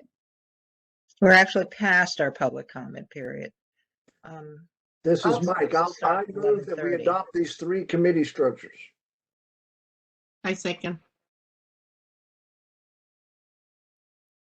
All in favor? Yes? Yes. Aye. Yes. Aye. Aye. Yes. Yes. Yes. Well, that was very fruitful and helpful. I guess the motion. I would vote a no on that, but just to have it in the record. Okay. So Dr. Harris is a no. So Harris is a Faith, no. do you want to share your concerns? I just feel like 3 committees is just unwieldy, and that's one of the problems we had last time. We had committees that were so large that people could not really function, and they didn't get, you had people that just did not. Well, I just think it's unwieldy. I think that I understand the rationale, but I just think that, and even if we had to tweak it more, but I'm in the minority, so I'm fine. We can move on. I guess I was just assuming that there could be subcommittees. Are we not allowed to divide out by subject matter? You are. These are subcommittees already. We are a committee and we're Oh, making I mean, subcommittees. like a subcommittee, I suppose. I just found that unwieldy last time, so because some subcommittees never materialized. So I'm just, I just think that, I mean, we've voted. I mean, it's fine. We can just move on to the next. Well, I agenda frankly item. think that, that it's an open process, and that part of what we need to do between now and our next meeting is really try to determine, what's going to be the main focus of concern. We've got kind of a laundry list of subtopics under each of these broad committee umbrellas.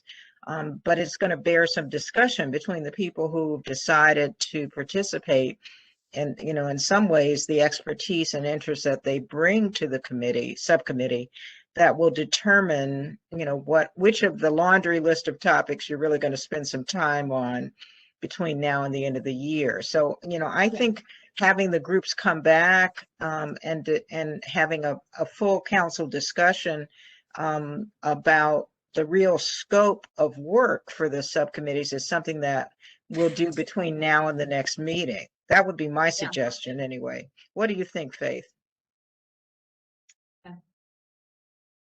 Yeah, I agree. That's fine. Okay. Thank you all. Very fruitful discussion. I think we might have a little bit of time a little bit later to discuss further if we need to, and kind of iron it out, and I'll take anybody's input. We are over the time we allotted for, or over the time we initially want to start public comment. So I'll ask my colleague Katie Salee to start public comment at this time. We do have members that already have signed up. Katie, can you kick it off? Just as a point of administrative matter, please do let us know if you're having technical difficulties. Katie and I will work the back end. Katie will call the member of the public who has signed up and unmute you accordingly. You do have 3 minutes in respect of other people's ability to speak as well. Thank you so much, and we'll start public comment now. Miriam, can I just make a request? For the people who are providing public comment, it's helpful for us as a council if you could provide us with written comments afterwards. If you haven't already submitted written comments, that just really makes it easier for us to keep track of the concerns that you brought to us. So I would make that request. And I will put our email in the chat for you to submit your written comments to. Our first public comment is from Barbara Adams. You should be unmuted. Yes, thanks. I knew I was going to be first. Yes, I'm Barb Adams. I'm from Richmond, Virginia, and I'm with Richmond Interfaith Climate Justice League. Thank you, Dr. Harris, Dr. Phoenix, staff, and all the council members today for this opportunity to speak. Virginia, the U.S., and the world have been through some monumentous years, and we have been shaken by unbridled racism, xenophobia, and escalated violence against many people. The magnifying glass of our state's legacy of systemic racism and inequity has stimulated more discussion and actions toward environmental justice and much talk about greater understanding of what it truly means to protect poor, rural and urban communities from the negative impacts to health, well-being, personal economy that environmentally destructive infrastructure projects and policies can and usually do bring. We're now in a different era of national political environmental leadership, one that is fast moving towards reestablishing global and national rules and guidelines. March of this year, the administration announced the White House Environmental Justice Advisory Council to ensure that the administration's work is informed by the insights, expertise, and lived experience of environmental justice leaders from across the nation. Virginia now has the support to move ahead quickly on this. The lives of so many directly affected people and the climate crisis demands that we do so. The changes that have taken place here in Virginia are promising, with the creation of the new DEQ Environmental Justice Office and the hiring of Ms. Renee Hoyos as its director. It was especially insightful, Ms. Hoyos' comment that sometimes that state processes can be mysterious and discourage public participation. That agency environmental decision-making processes for impacted communities benefits from early engagement of all parties. They're promising, and we wonder how they will truly influence actions that happen from now on. These processes motivate me to comment today. Recent decisions by the DEQ seem to act in conflict with this growing commitment to environmental justice. I want to briefly share concerns with the council that are not so promising. Briefly, the change in the participation link and access of venue to the June, now July Air Board meeting for the permit for the Lambert Compressor Station in Pittsylvania County from a remote access to an in-person only access, demanding that impacted community members take on the cost and inconvenience to travel the 3 hours one way to meet in a private hotel venue. The slow to no response to the inaction of C4GT LLC and their erroneous claim to be in continuous construction of the gas plant in Charles City County and their egregious lack of timely reporting to document their inactivity, both were demanded by regulation. Comments by Director Paler in a letter to the Southern Environmental Law Center stating that the environmental justice analysis that was used in the early Chickahominy gas plant air permit would certainly qualify under today's environmental justice guidelines. I was at that hearing. I would say that that is completely I would not agree with that. There are some less obvious issues. One is that directed impacted landowners and community members, especially in poorer communities around the state, are vulnerable to financial incentives, and those people face intense pushback at the public level and in their local level and the state level by industry and elected officials, and are often treated as though they have no power and therefore feel powerless.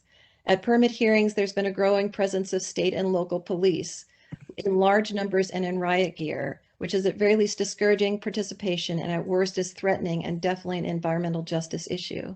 In response to these, I'm almost done, I respectfully ask the council to petition Director Paler, Secretary Strickler, and the governor to allow remote public participation to the July 7th Air Board meeting, and that the comment time for the Lambert Compressor Station be extended to allow for all comments to be heard. That the EJ Council consider sending, with our newly gained technology, an official representative acknowledged by the citizen board chairs to observe EJ pertinent public hearings at local and state levels and act as firsthand witnesses to what concerned citizens face in these situations. And last, read the report by Ryan Emanuel, professor at the North Carolina State University Center for Geospatial Analytics, Department of Forestry and Environmental Resources, called Natural Gas Gathering and Transmission Pipeline and Social Vulnerability in the United States, where he documents that the importance of using the CDC's Social Vulnerability Index along with or in lieu of the flawed EPA EJ tool. I've sent both of these to Miriam. I ask that the council also include this index when exploring impacts of fossil fuel infrastructure projects on impacted communities around the state. Thanks very much for your time. Thank you, Barbara. Next, we have Frida Cathcart. You should be unmuted. Can you hear me? Yes, we can. Thank you. Yes, I'm an elected official, district director representing Roanoke City on our Regional Soil and Water Conservation Board. And our Roanoke City passed a resolution in 2017 about the Mountain Valley Pipeline in regards to the sedimentation and the extra burden it would place on our locality to remove the sedimentation from the water and our concerns about water quality. When Mountain Valley Pipeline began, it was supposed to be finished by the end of 2018.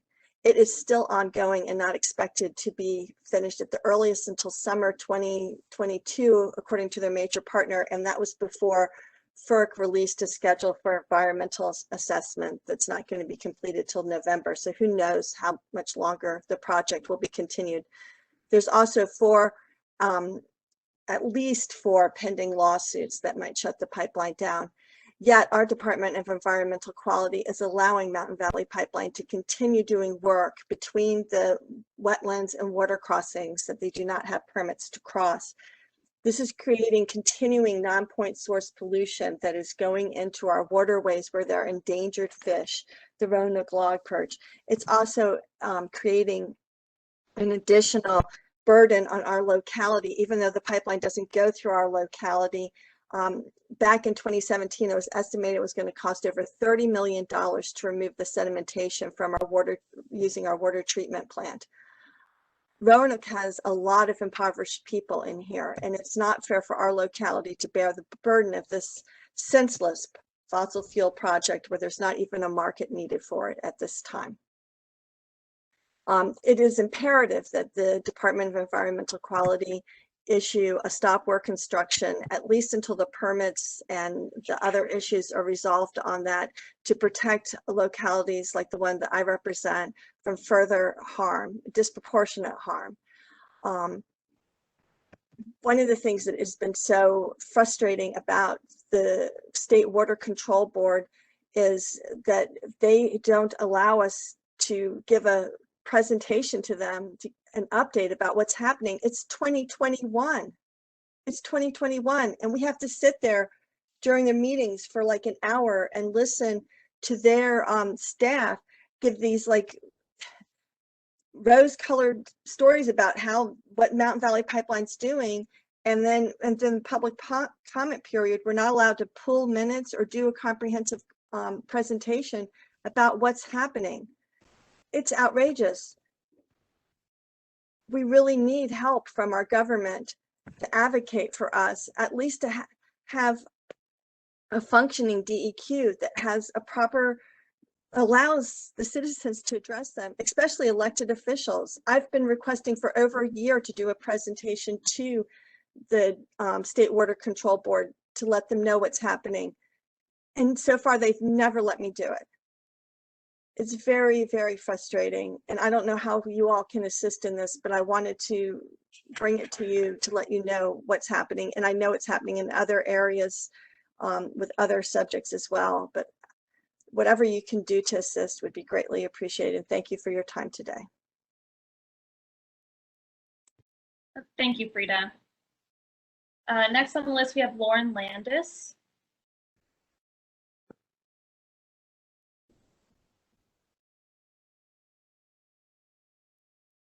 I do not see her on the call at this moment, so we will come back.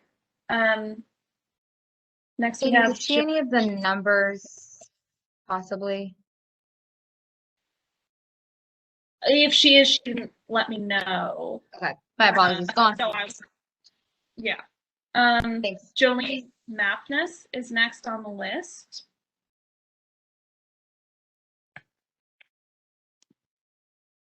Okay. Jolene, you should be unmuted. Hi, can you hear me? Yes, I can. Go ahead. Great. Hi, everyone. My name is Julie Moffness. Thank you so much for your time today. I am the Virginia organizer for Food and Water Watch. We have around 28,000 members in the state, and I'm here to speak on behalf of my organization. We wanted to highlight various environmental justice issues that we have been allies on, and that have been mentioned formally. So the first is the Lambert Compressor Station in Pittsylvania County that will impact 4 environmental justice communities. Right now, there is an Air Board meeting scheduled on July 7th at a private hotel, and participation has been changed to only in person, where the expectation was that there would be a hybrid or it would be virtual. This in-person participation requires community members from Pennsylvania to take on the cost, time, and stress of traveling to a daytime meeting that's hours away. It also used to be 2 days to allow for all the testimonies to be heard, but now that has been reduced to just beginning at 1 o'clock on the agenda of this one-day meeting.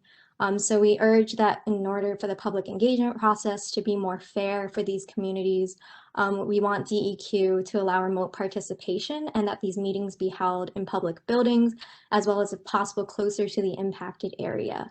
Another environmental justice issue I wanted to highlight is the C4GT gas plant. C4GT has failed to fulfill its air permit requirement for continuous construction, and almost 30 organizations and Senator McClellan have challenged DEQ's tolerance of C4GT's efforts to circumvent a renewal process that could have garnered more public engagement. We recently submitted a FOIA request to see communication between C4GT and DEQ. The documents and emails received showed that C4GT has violated their air permit multiple times through late submissions, and in fact, DEQ drafted an invalidation letter citing all the powers they have to revoke this permit, but instead went forward with a warning letter with no indication as to why that was the more appropriate option. In the warning letter, they asked that C4GT submit a construction plan for the next 90 days, and if they're unable to do that, DEQ would help facilitate the process. Considering that this plant was approved before impacted residents were aware of the project back in 2017, DEQ must be answerable to the environmental justice standards of today and go forward with revoking C4GT's air permit because they clearly have the power to do so. And finally, organizations on behalf of the Frontline Grassroots Group Concerned Citizens of Charles City County approached the Air Board to reopen a 2019 DEQ permit for the Chickahominy gas plant, which will actually be placed a mile away from C4GT. So that just highlights kind of the ongoing EJ kind of nuanced issue of this. So because the permitting and hearing notification outreach process was severely failed to engage the impacted community, they reached out to DEQ stating that this needs to be reopened and be answerable to SB 406 and HB 1162, which are EJ laws that have been in effect in June 19. DEQ responded that they believe that the environmental justice review that they undertook in the Chickahominy PSD permit process have met all the requirements of that, but yet they did not, they severely failed essentially to do a robust engagement process.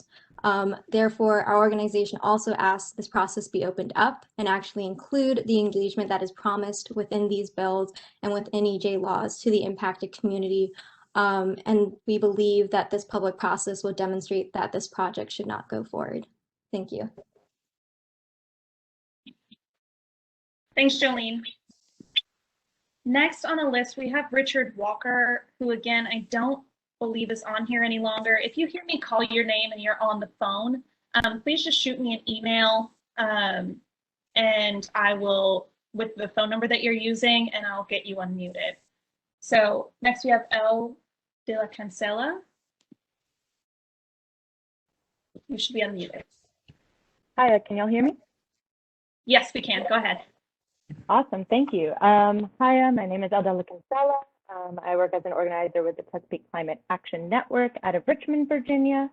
Firstly, I'd like to thank the council, all of y'all members for giving us some of your time and the ability to speak today. I have a couple of different concerns that I would like to highlight about kind of a dedication towards protecting environmental justice and some recent actions that have been taken by the DEQ. I firstly want to echo some of the things that were mentioned by both Jolene Marcus and by Barb Adams around the Lambert Compressor Station Air Pollution Control Board hearing. So in addition to kind of the FROT permit itself, which has some unclear and obscured information about the delineations of environmental justice communities and cumulative impact, the change in venue is really of pretty dire concern. It's going to severely limit the voices heard on this matter. So the movement from a 2-day hybrid meeting, which the board expressed interest in, to a 1-day in-person meeting means that the burden of travel, both of time and money, is going to be unduly on those who would potentially be impacted by the compressor station and are already currently impacted by the existing Transco station. And so I have a couple of suggestions as to perhaps how this can be ameliorated to allow for more open comment. There has been conversation about a return to a hybrid option, and I think another key part of that is the opportunity to read out written testimony of folks, so having the ability to submit prior, so if those that cannot travel can still have their voices heard and marked in the record. I think for future endeavors, I'd suggest that this would occur in the area affected after work hours, with hybrid options available moving forward. We were able to do it this past year. I recognize that there are FOIA concerns, but we should, in the digital age that we live in, we should be able to accommodate that moving forward. I also would like to highlight the hazardous waste open burn permit that we are awaiting decision on the Radford Army Arsenal. An extension was requested for more time for public comment, and given that this was currently in the state of emergency, it was really disappointing to hear that request denied. But I would just like to make the council aware that the open burn permits have been prohibited under the Resource Conservation and Recovery Act for some time now. And there are other ways to deal with hazardous waste that are not open burns. In fact, the Arsenal has a proposed incinerator, which is not necessarily the best option, but definitely a better alternative to open burns of hazardous waste. And we are awaiting, there has been talk of this permit becoming live, but the first permit that was suggested was the open burn permit without kind of making sure that all of the options were available first. So I would love to see a study as to best available control technologies. I would love to see a pause on granting the hazardous waste open burn permit, which would last another decade until we have a better understanding of what all of the options are and how to best protect the people who have been living in the shadow of the Arsenal for decades now. I thank you all very much for your time, and look forward to seeing what y'all can do on the council. Thank you. Thank you, Elle. Next, we have Chad Oba. Again, I don't see you here on the list, so if you are on the phone, please let me know. And after that is Kinda Hanuman. You are unmuted. Thank you. And I'm sure Chad is on the phone. She told me this morning she would be. So do you want to try to get her on first? Because we're both speaking from Friends of Buckingham about the Union Hill issue and these other issues that have been covered this morning. Okay, I don't see her name here, so she'll have to let me know what phone number she's calling in from. I can tell you. I know her number. If you could just tell her the last 4 digits, that would be the best way to do it. The first 3 digits. Actually. The first 3 digits. Sorry, just trying to be respectful of people's privacy. 4348.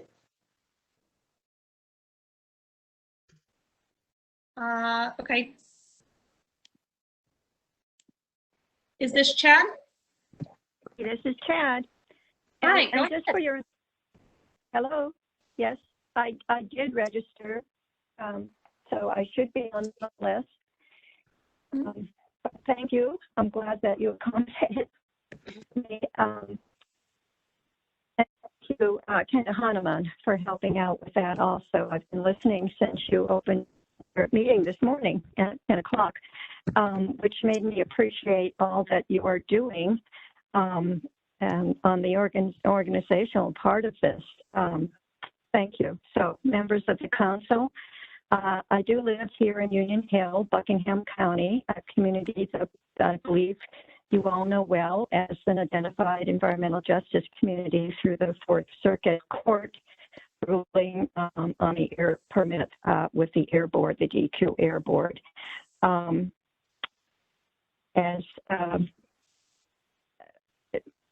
You know, what we're finding is that what's more here again, being possibly cited for a gold mine.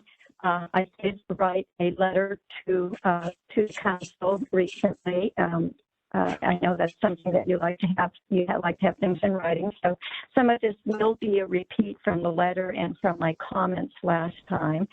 But I don't know who read it or who was able to hear that. So I'm just going to go over some of this again. Yeah, we are being cited possibly for a gold mine. There's been 4 years of exploratory drilling by a Canadian company. This is well within the Union Hill community region, about less than a mile. And it also would impact a Black Warminster Baptist Church community, 154-year-old church. Their cemeteries, they're very much concerned about this. And in addition to that, the Jerusalem Church community, which is also nearby. So we see this as an environmental justice issue. You know, at this point, you would think we would have some relief from, you know, having had the Atlantic Coast Pipeline canceled, but here we are on the map again. So we would like to see your involvement with this. We did get a bill passed, HB 2213, sponsored by Delegate Guzman through the legislature, which required a study to look into the impacts of gold mining in the Commonwealth. And it could be quite extensive if this is allowed to go forward. Gold mining has not occurred here on this kind of scale that they're proposing, this Canadian company, for 75 years. And the gold belt runs from Fairfax to Halifax. So many, many counties, not only ours, would be impacted. But of course, we're very concerned about our communities here in Buckingham. But you are named in that bill. The council is named as participant, so we would really like to have your help, and we'd be glad to meet with you to discuss what we see as some pretty devastating impacts on our water. We're quite close to the James River. So our water, our local water, our shallow wells would be impacted, and actually there's some question as to whether they already have been impacted through the exploratory drilling, as the Warminster Church had to dig a new well in some very wet years, and the water tables dropped for many of the neighbors there. But it is close enough to the James River that many, many people downstream, including Richmond and out to the bay, would be impacted by this type of modern gold mining that uses huge amounts of, creates many, many tailings. Open pit mines are hundreds of feet deeper than our water table. There's just so much that we've learned speaking to experts all over the country and indeed all over the world. Waste lagoons are created and treated with cyanide or mercury and stored in these lagoons for hundreds of acres, up to a mile across, and they're there forever. And, you know, there's no real reclamation of these sites. They're really boom and bust industries, and the gold leaves town. And it leaves us with this, as I said, unreclaimable land and polluted water, and the jobs are just not going to last. So we're reaching out to you to get some help from you. So we can tell you lots more. We would love it if some members would meet with us. I'm not going to take all your time here. I know there's other people with other concerns, but that's about it. Thank you. Thank you so much, Chad. I just to remind everybody, written comments are, I will collate all of them and send them to the council after this meeting has concluded. So any written comments will be received by the council. Next we have Kenda, and then we will go back to Richard Walker, who's back on the line with us. Thank you. Thank you. Yes. You know, I support everything that's been said so far today. You so generously, as a council, came to Union Hill and Buckingham when we were fighting the compressor station there in the EJ community. And since that time, all these other projects have come up. So it's just exponentially growing, and all these EJ communities are being sacrificed for corporate development, unfortunately. But as Chad mentioned, I was co-founder with her, Friends of Buckingham, in 2014. The bill, if you haven't seen it, I will read you the first couple lines where it includes the Virginia Council. It says, the Secretary of Natural Resources, the Secretary of Health and Human Resources, and the Secretary of Commerce and Trade shall establish a work group to study the mining and processing of gold in the Commonwealth. Such work group shall include representation from the Virginia Council on Environmental Justice. And that's especially why we're reaching out to you today to say, please interact with us, because we are working on getting those people for the work group to present this study. And if you need a copy of it, please let us know. We can send you the copy that the governor signed the end of March. I will say that this Canadian exploratory company, Aston Bay Holdings, since we found out from them and went to their website that they were looking for gold specifically here in this area, they have also announced in the last month or so that they are down in Southwest Virginia, and they are looking for what they call base metals, which includes copper, lead, and zinc. And they, again, are trying to lease property to be able to do this mining. And these, Chad had mentioned this hasn't been done in 75 years. This has never been done in Virginia. They want to do 5,000 acre open pit gold mines that would be hundreds of feet deep. So I really look forward to working with you on this. Thank you so much. Thank you, Kenda. Next we have Richard Walker. Yes, good morning. Good morning. I regret that I missed most of those that offered commentary ahead of me. But there's several things I want to mention. I don't know who's the worst.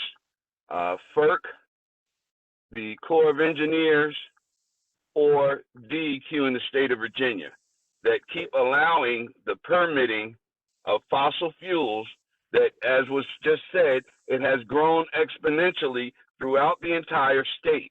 And it is affecting primarily communities of color and rural Virginians. As it is now, folk that were affected by the Atlantic Coast Pipeline, landowners are still trying to figure out if they'll ever get their land back, since that project has been dismantled by the 4th District Court.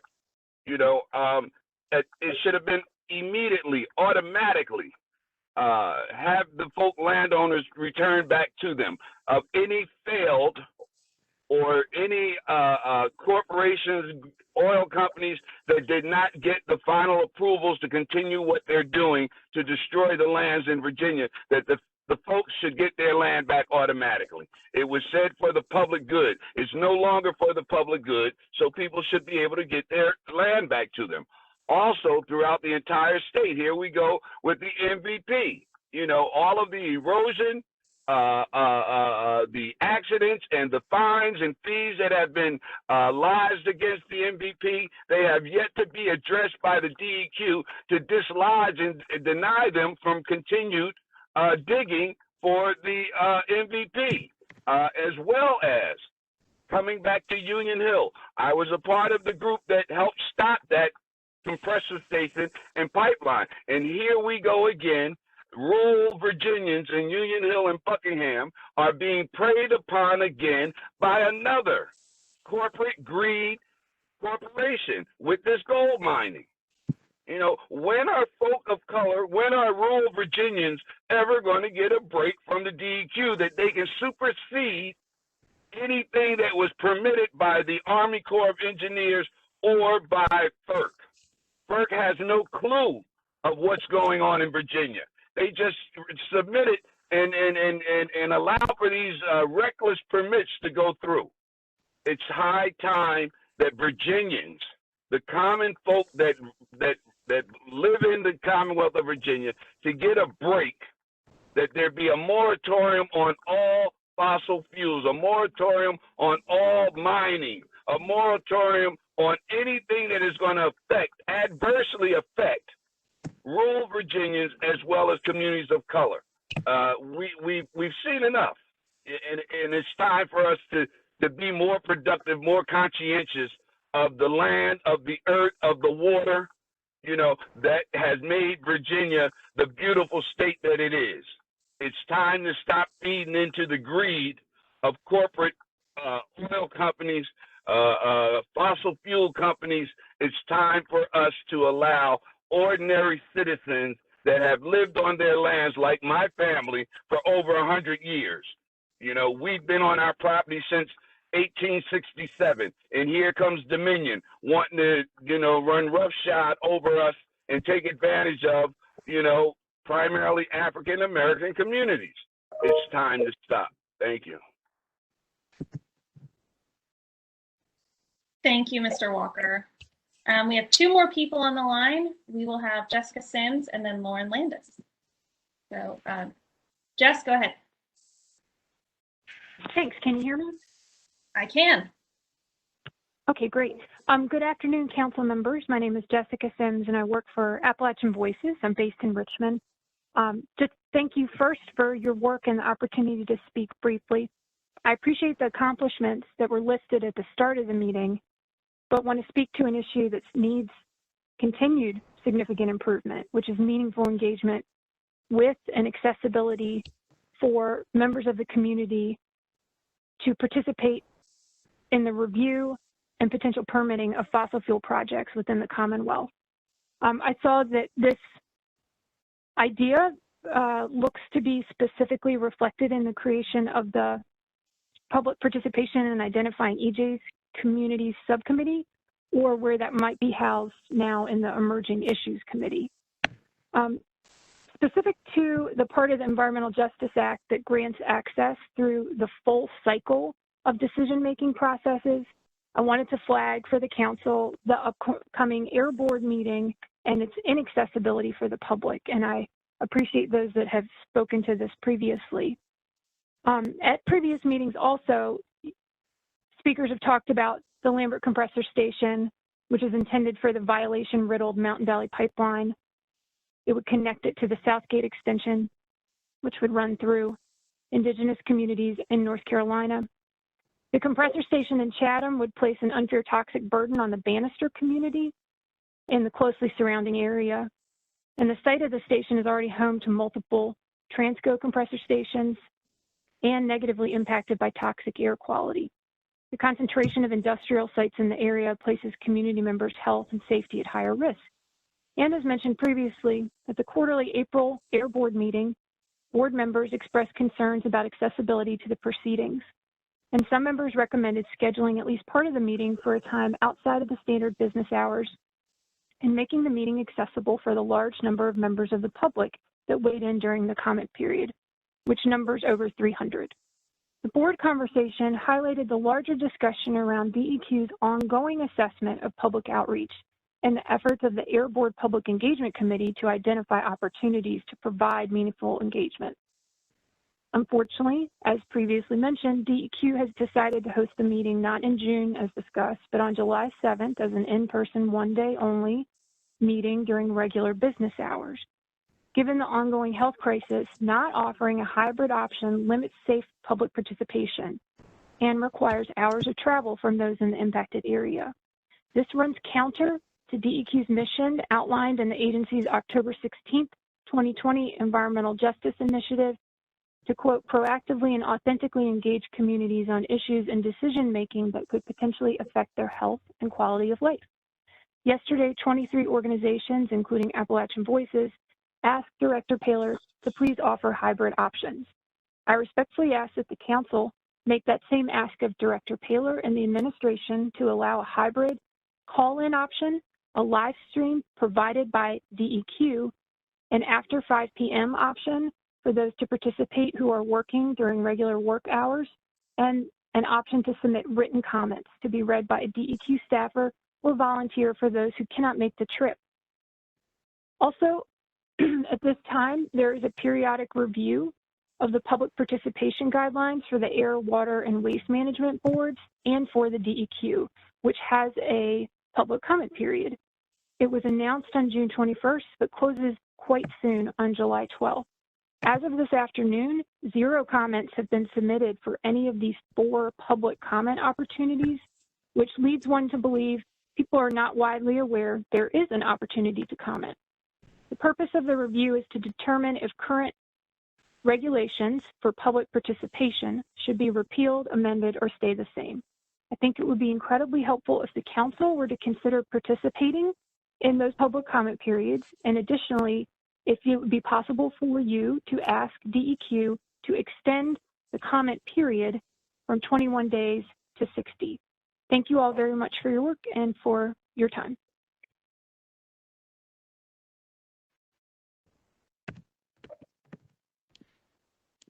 Thank you, Jessica. Last person we have on the list is Lauren Landis. Go ahead. Hello, thank you so much for your time. My name is Lauren Landis. I'm the Hampton Roads Field Coordinator for Chesapeake Climate Action Network.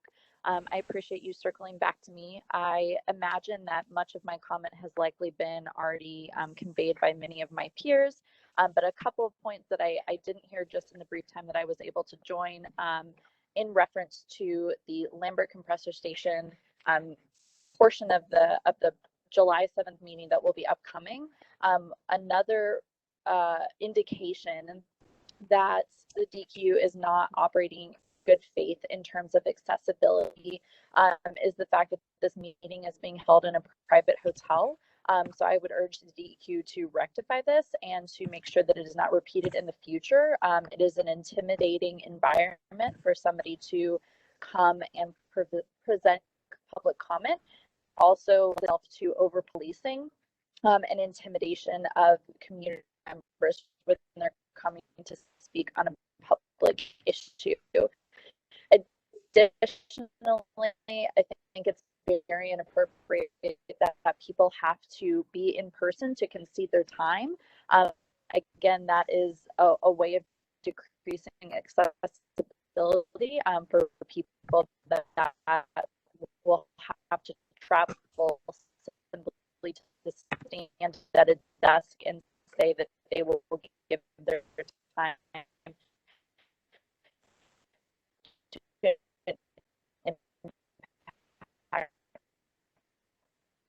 the landowner or community member, and these are all signs that DEQ might be to reading that. And since we were communicated about a 2-day meeting, including hybrid options, and now have been reduced to a 1-day meeting in a privately owned hotel with no restrictions, which is disgraceful. So we urge you to take the necessary steps to remedy this and not to rely on administrative loopholes and excuses about expiring executive orders. Thank you so much. Excuse me, Ms. Landis, could I ask you a follow-up question? Yes. I would just like to know if you could expand upon the private hotel issue and why you feel that's a problem. Yes, because in that situation, the owners of the hotel have a lot more discretion to decide that people are acting in a way that is not that is not permissible for their circumstances. For example, in past incidences where a hearing has been held in a private hotel, action that probably would have been perfectly permissible for something like a bridal party or a personal party, things like bringing in food or things like having additional supplies or materials. For people that were organizing a protest, it was not allowed. And there's just a lot more subjectiveness that can be used against people, and especially in terms of police being present, than a public location, something like a town hall or a government building. Thank you. That helps clarify.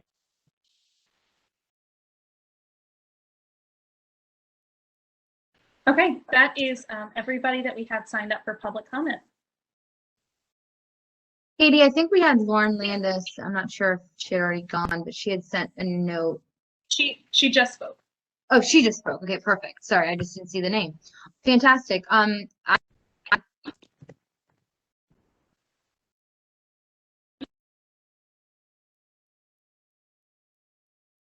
Miriam, you were muted. Can you repeat that?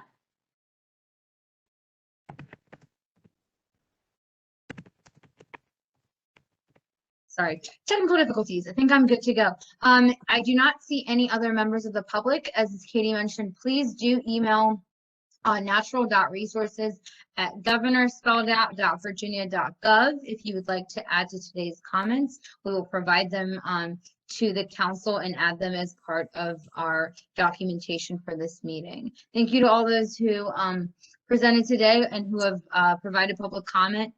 We really appreciate your time, and we'll continue to make sure that all of these meetings are both accessible to you virtually by phone, as we have done in the past, and notice it in advance to ensure anybody who wants to participate has enough time to do so. With that, I think we are at our lunch break. Miriam? Yep. Yeah, other questions. Question, were there some comments that were written only? I thought I heard reference to that earlier. I'm asking. The one comment I received, Barbara Adams delivered. It was from Xander Pellegrino, I believe, and Barbara Adams, and so she delivered it on his behalf, but I also have the written comment that I will provide. We've also asked anybody who presented today, we will do our staff requirement to capture the comment in our notes, but if anybody has a written comment to send in afterwards, please do so. But again, I only have one written comment, and that has already been spoken out. What is the time frame for compiling the comments and getting them out to the council members? I think Katie and I can probably so our statutory requirement is 10 days. We will try to do our best to do it beforehand, but I think just due to staff and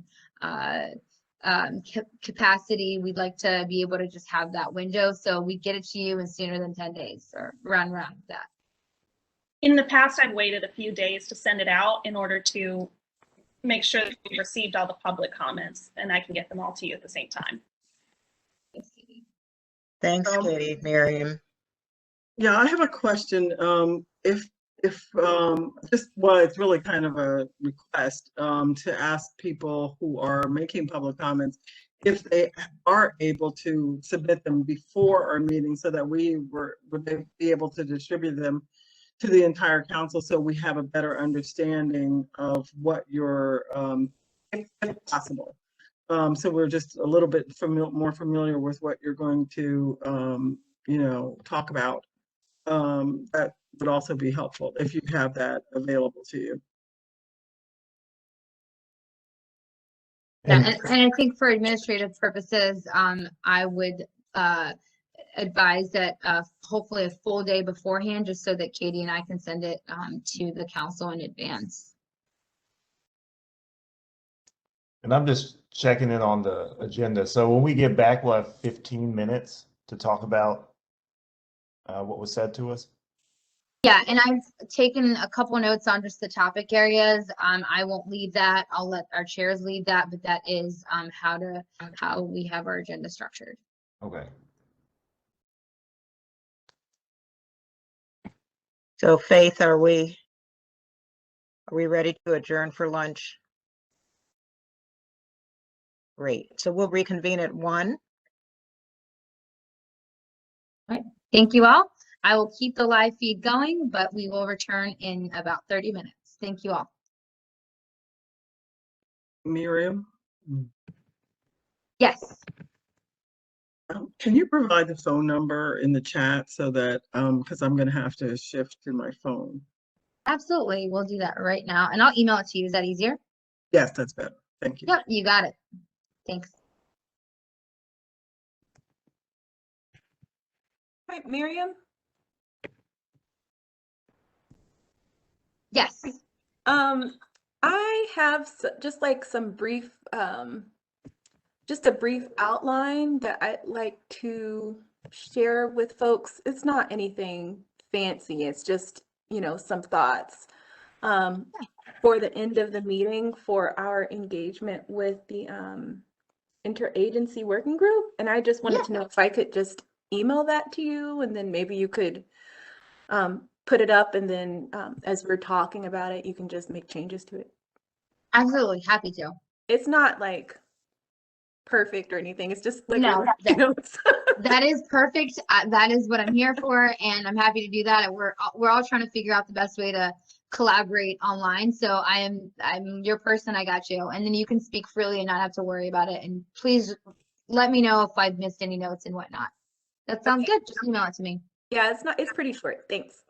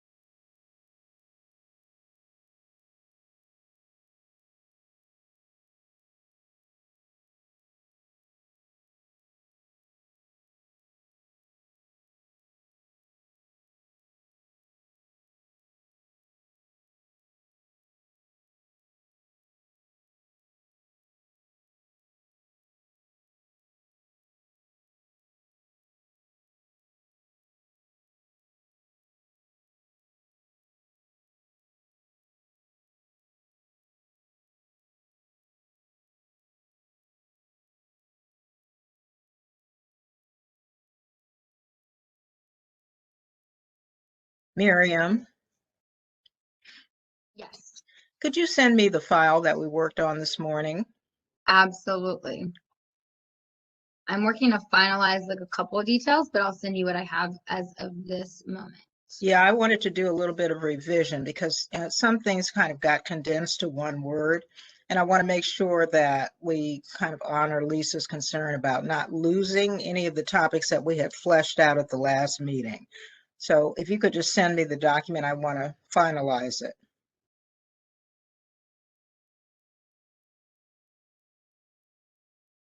Hey, Miriam, this is Kendall. I just wanted to make sure you got my email. I've been having a little bit of trouble with sending emails this morning or afternoon. I didn't, and I was actually also emailing Faith, and it was coming back. So Yeah, the VIPL email server looks like it's a little wonky today. I don't know why. I haven't received it yet. If you want to try to send it from maybe like another email address, that would be appreciated.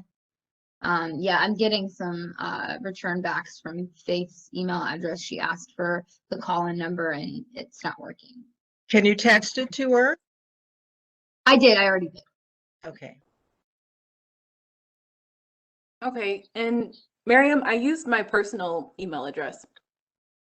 Okay, I will look. So it'll be different than it normally is, but it's still just my whole name. Awesome. Let me know if you see that.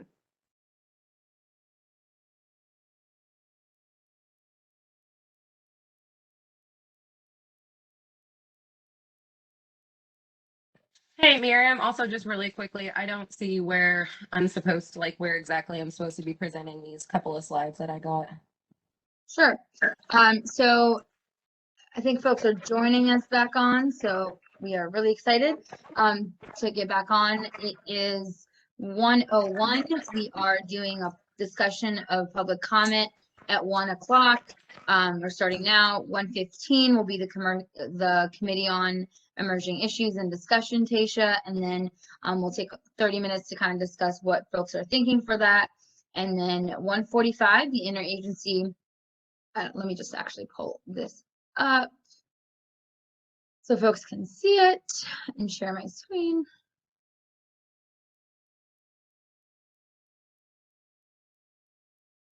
So Kendall and Tasha, are you on? Both of you? Yeah. So yes.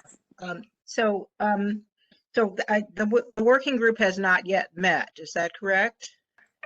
Correct. That's correct.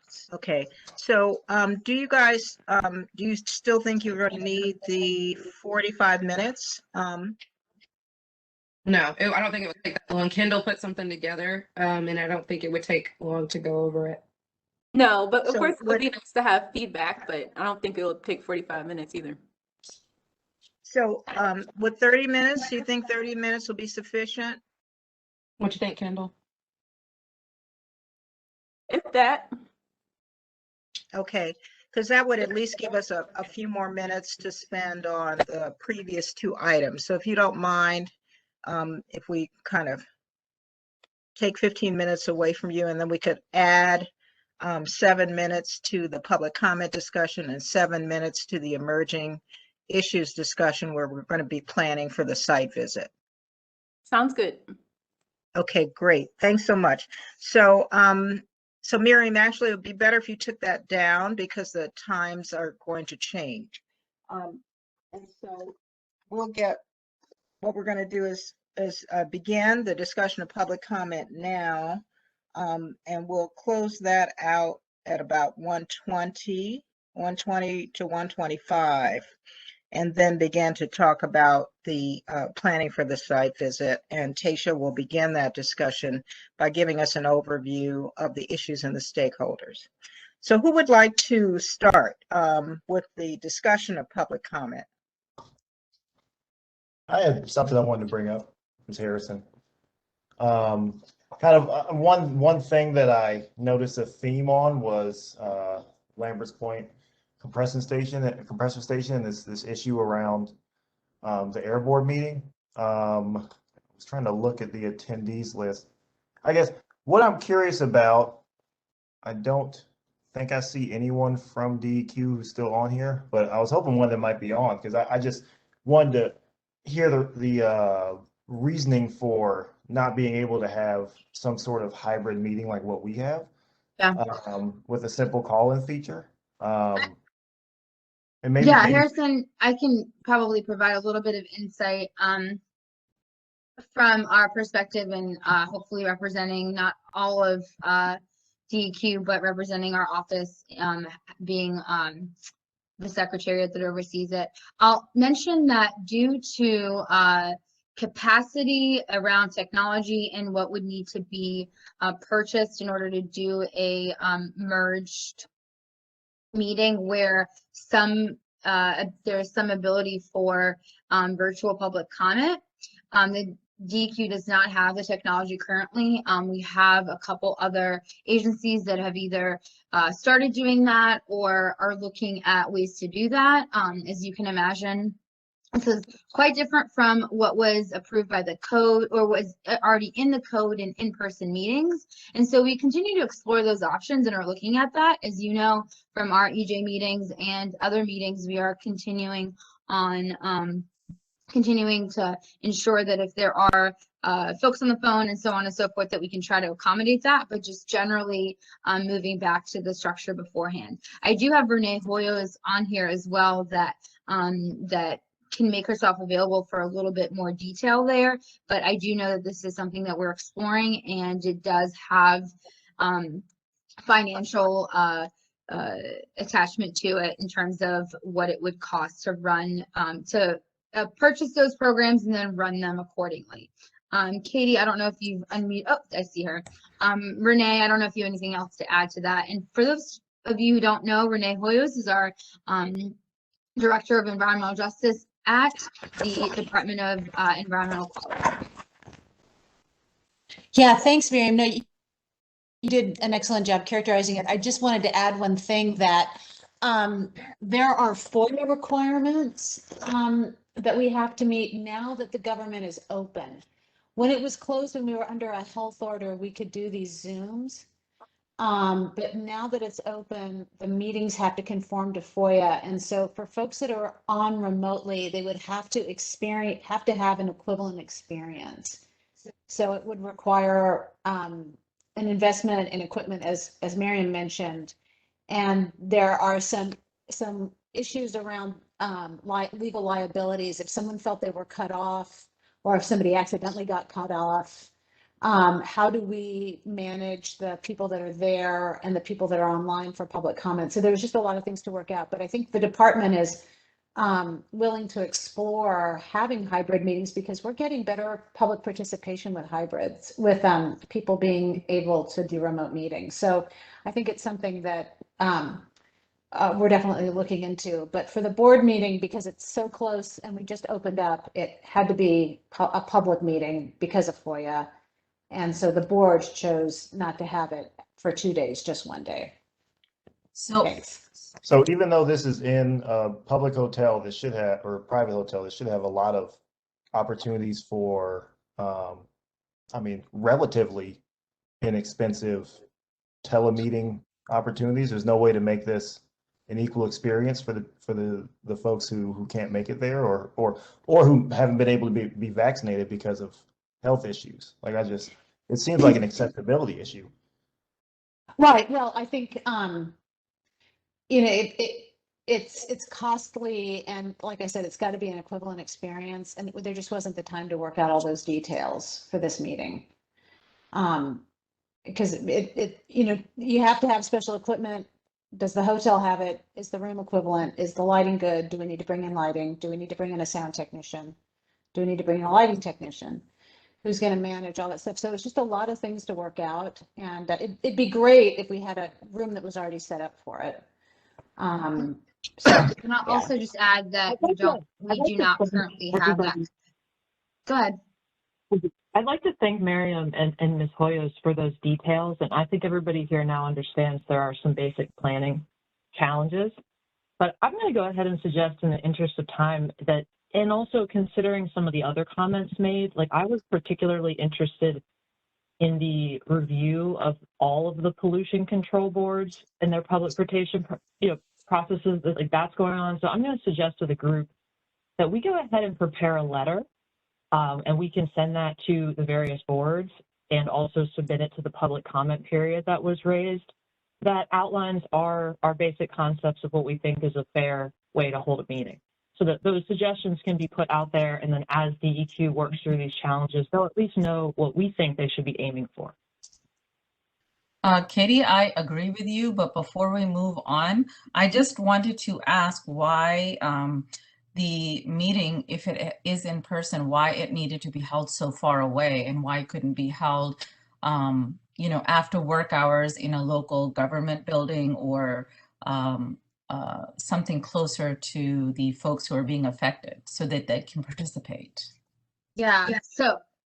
So again, I think I might also just get some support from from Chris Bergen here as well, just in terms of how meetings are conducted according to FOIA regulations or FOIA code regulations, as well as how they were prior to our virtual setting abilities. I will mention that it is ultimately, because we try to represent on the boards, we try to represent all of or as many localities or general geographic regions as possible.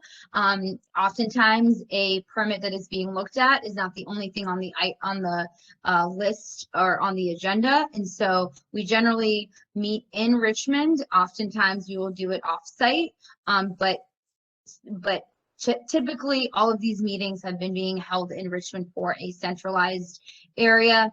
That does not address what you are talking about. And of course, the governor, General Assembly, and other folks look forward to your guidance, as Katie mentioned, on how we move forward on these matters. Chris, do you have anything else to add there?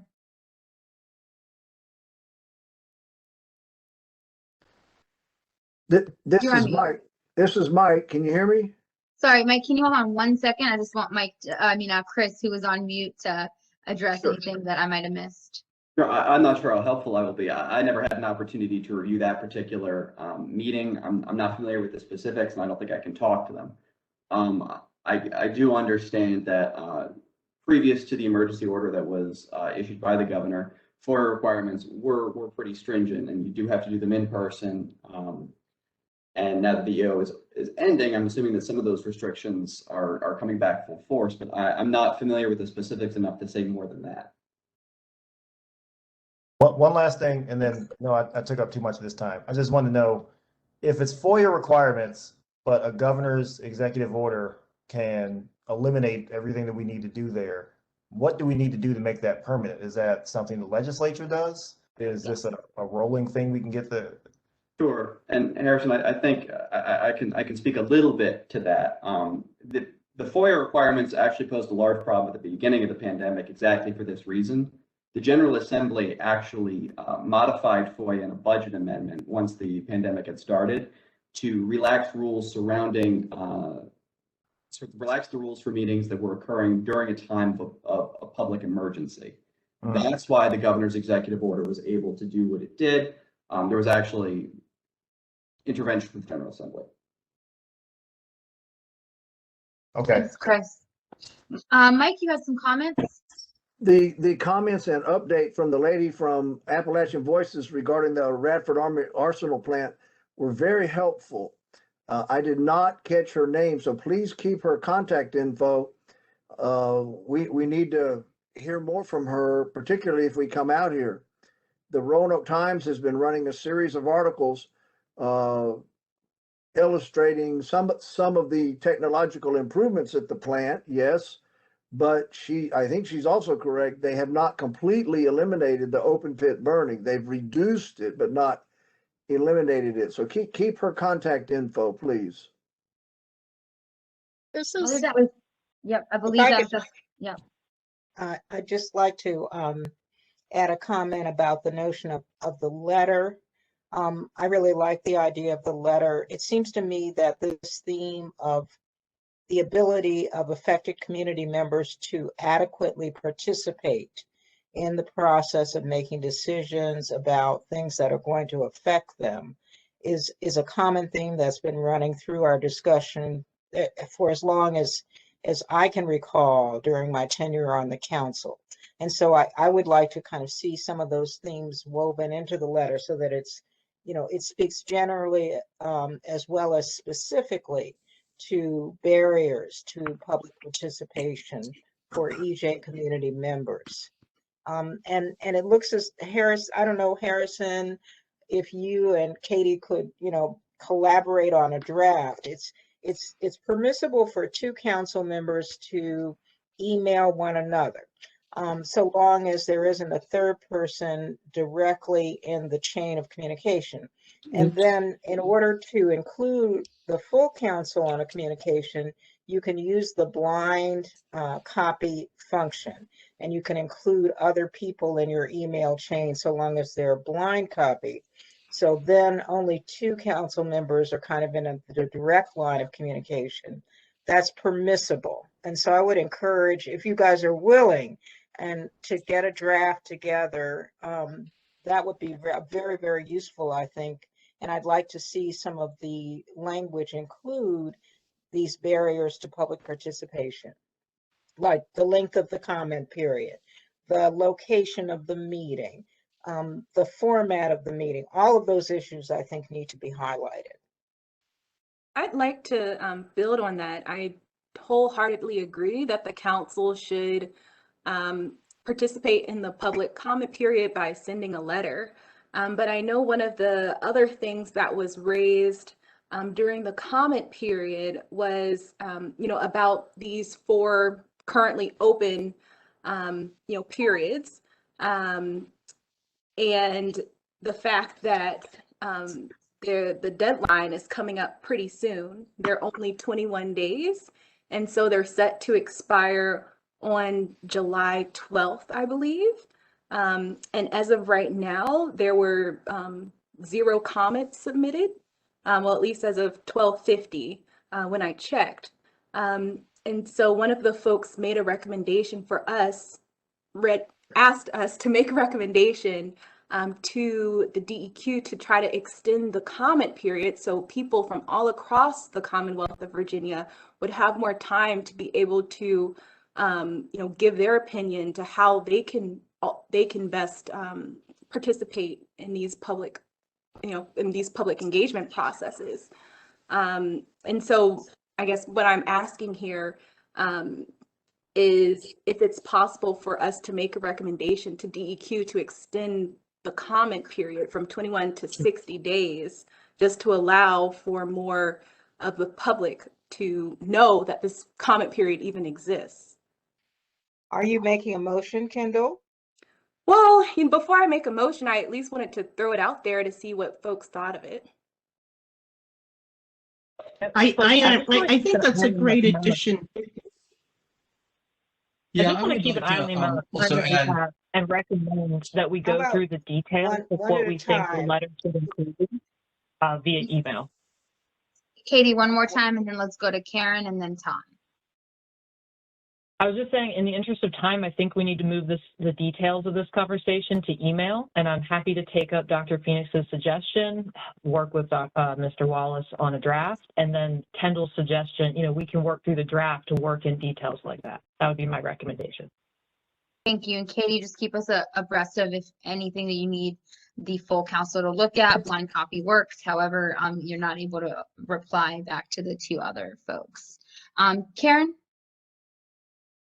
Yeah, thanks, Miriam. I was just gonna agree and, you know, echo what Kendall just discussed about the 4 comment periods and making a recommendation to extend that. But I don't want to belabor the issue, but I want to go back to the July 7th public hearing, in which we know that it raised such a huge obstacle for everyone to be able to fully participate in the public hearing. And I know the letter is great, but we also have an urgency of that July 7th date as well. And so I don't know how, as a council, that we can address that July 7th meeting. I agree with Harrison's comments that it just seems a little bit too soon after the end of the executive order for us to then start having these public meetings, but then to have it in an area with such huge barriers and so far away from the site itself, so far away from the community that are the ones who are supposed to be conveniently able to make comments. And we don't even know what the transportation situation is like, and it just seems a little bit put together too quickly. And I keep looking back at what we did during the special session. So we know as a Commonwealth, various tools and platforms that we can use effectively for virtual meetings. Granted, it was the government side, but there are things that we already know about and what we can do that would be in compliance with our FOIA. So it shouldn't really take a significant amount of time to kind of get that in place. So I don't see, rescheduling it until that opportunity for a hybrid meeting is available, that it would impact the schedule, because we kind of know some stuff already. We had a year and a half, 18 months of virtual stuff. So identifying the right FOIA compliant platform shouldn't be too difficult. So thank you. And Jessica brought it up in the chat, Jess Sims, like we've done these meetings. I've called into these meetings before I was a member of the council. So why is that so difficult for July 7th? Right, good point. Yeah, I'm almost hearing on this very specific point of the July 7th meeting, I'm hearing a lot of consensus across the council that perhaps a specific communication recommendation from us that the meeting either be postponed until it can be made accessible. It would be a good idea. So I'm going to I can't, since I'm chairing the meeting, I can't make a motion, but I'm strongly encouraging a motion if someone feels so moved. Yeah, I would like to, this is Tom, I'd like to intercede on that. I would like to make a motion, but I do want to just say a few comments prior to that. I felt like in our public comments, there were a number of people talking about that issue and issues related to big projects like Mountain Valley Pipeline. And I was fortunate enough to spend some time in that area recently and just hearing lots of voices and lots of concerns that I don't think are having a chance to be expressed in this kind of forum and for the DEQ to really hear. So I think it'd be really critical for us to expedite some kind of a message that would allow us to see if they can move that meeting to a more accessible place, as well as push it back a little bit so people can have a chance to really express themselves. Like Mr. Walker was saying, I noticed just so many rural communities are being affected by these kinds of large projects, and they're not having a chance to really speak. So I would have the motion here to try to get a message to move that meeting and move it to a later date, as well as potentially closer to where the people who are impacted live. I second. So we have a motion and a second. Tom, I would ask you to put some language into the chat, if you wouldn't mind, just so that we have something specific. So we're open to discussion of the motion. What tools do we have to convey this message? What can we do? Like Katie and I can write the letter, but that's more for the July 7th meeting. I don't know what we can do in the next week to. So if the council votes, then it would be up to Faith and I to communicate the sense of the council, and we would do so, in an expeditious manner so that it gets in. Yeah. Soon. One thing I can also do is just kind of coordinate. Again, I do want to just mention that the board itself has elected to have this meeting. So just to be clear, DEQ supports it as staff. And so just the logistics of it, I need to just work with council on what to give you more information on how that is set up. But what I will also mention is that the avenues you have, of course, a letter. I also can offer a meeting with Director Paler on any other details, of course, but do want to mention that the board itself sets these meetings. And DEQ has no authority to move them? Or I don't post them? know if I can answer that. So can I ask, maybe the letter or our communication should be not only to Director Paler or to DEQ, but also to the board? Yeah, so I'll turn it over to Chris, if you don't mind, for any details on that. Sure, absolutely. Just to be clear, I did not come prepared today to sort of answer this question. I'm not, unfortunately, I do not have the Air Board's basic law at my fingertips. I'm not sure particularly how the Air Board and DEQ work to schedule these things. That would have to get back to you on the specifics of that. That being said, someone did recommend reaching out to Director Paler, DEQ, and the Air Board. You know, this, as Marion sort of explained, I think this council wants to send a letter. I don't see any reason why they could not. So again, I think we're talking about doing two things. I think that we, two council members have agreed to work on a letter that could be shared directly with the board, but the time frame is longer. And then there's a motion on the floor to send a quick communication asking that the meeting be postponed until the issues of accessibility could be addressed in terms of location and also in terms of the format of the meeting. So I hope I've captured that. And Tom, I'm still hoping you'll put that language into the chat. I'm not seeing it yet. So, I put a little. Those are the two questions. Sorry to interrupt. I just touched base with just our staff just to ensure that I have the any other details regarding July 7th meeting. I just wanted to quick update. We have a statutory requirement to give the permittee a board meeting by July 9th.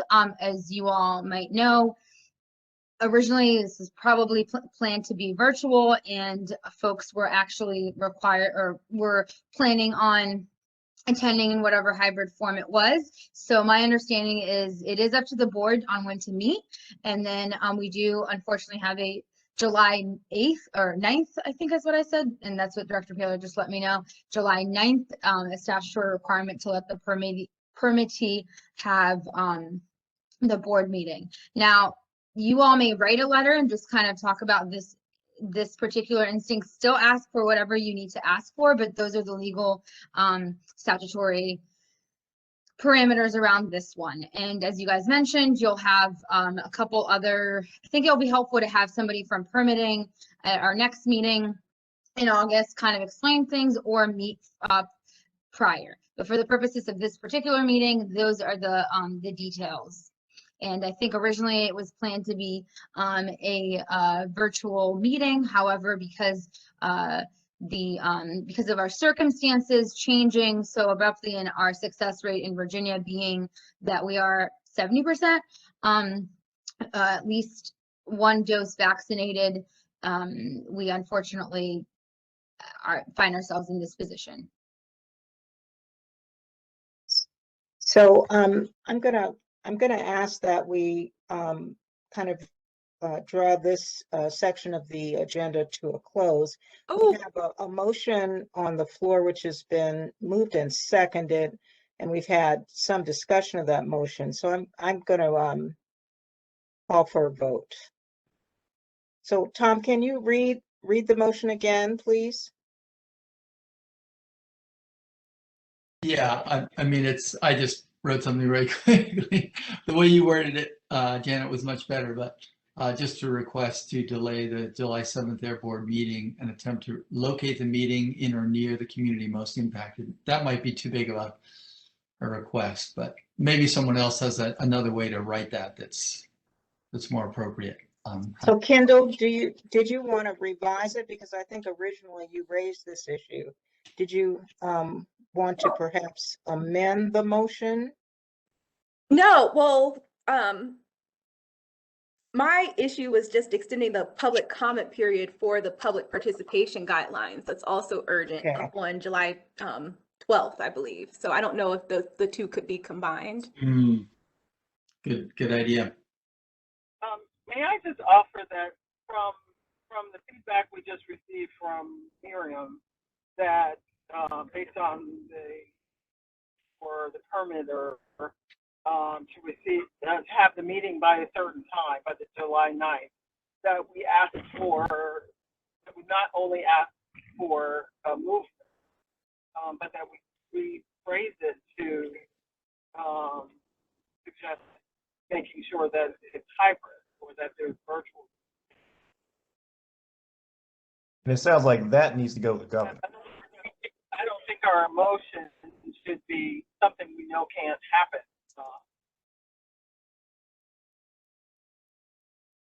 So I'm hearing that there's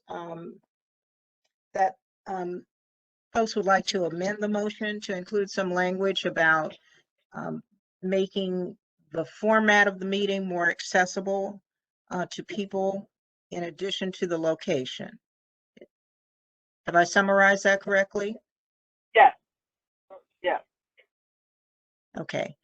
Does anyone object to that adjustment to the motion? No. Okay. So Janet, if we can just do a voice vote. yes, we will. Just if you could just give me a moment, Miriam. So I'm going to ask the council to kind of give a little bit of leeway to Faith and I to incorporate that change. It doesn't currently appear in the chat, but if you are comfortable with Faith and I making those adjustments to the language, then I'd like to call it for a vote. And so if anyone's uncomfortable, please say so now. I'm comfortable with it. I would just make sure we add some sort of, maybe it's Miriam, some correspondence to the governor's office, because it sounds like they're the ones that need to use some sort of executive authority to give us. And our council is an advisory body to the government. So typically our recommendations go there. And then we CC others. Perfect. So all in favor of the motion, please signify with a voice affirmation. Yes. Yes. Yes. Yes. Yes. Yes. Yes.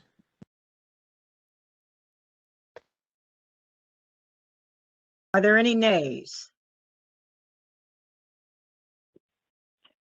Sorry, guys. I'm a no. I'm not going to be in favor of commenting on something that probably won't happen.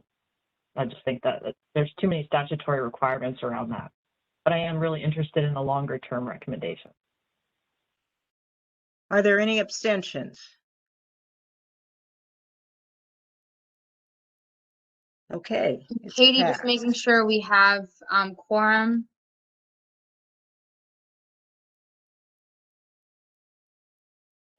Sorry, quorum is 11, is that correct? Yes. Yes, we have quorum. Thank you. Okay, so we're going to transition. Oh, wait, before we transition, could I make the other motion about the urgent issue of the deadline coming up for the public participation guidelines comment period? Go ahead, Kendall. Thank you. I may need a little help with wordsmithing, but I would like to just go ahead and make a motion that that we make a recommendation to DEQ to extend the public participation guidelines comment periods from 21 to 60 days. Kendall, can you put that in the chat, please? Yes, I can, because these again are up on July 12th, and no one has commented. No one, the public isn't aware. Let me type it in.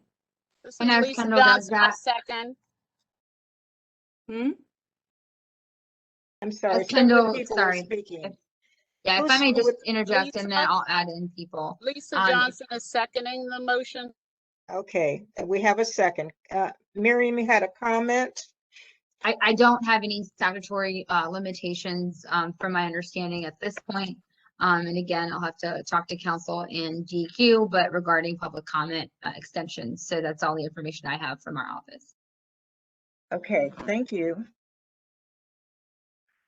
This request, Kendall, is that related also to the Air Board to extend public comment beyond that July? Is that related to that? I'm a little confused. It's broader than, just for the Air Board. So it seems like, every such and such time period, DEQ reviews its public participation guidelines. And so this is kind of overarching.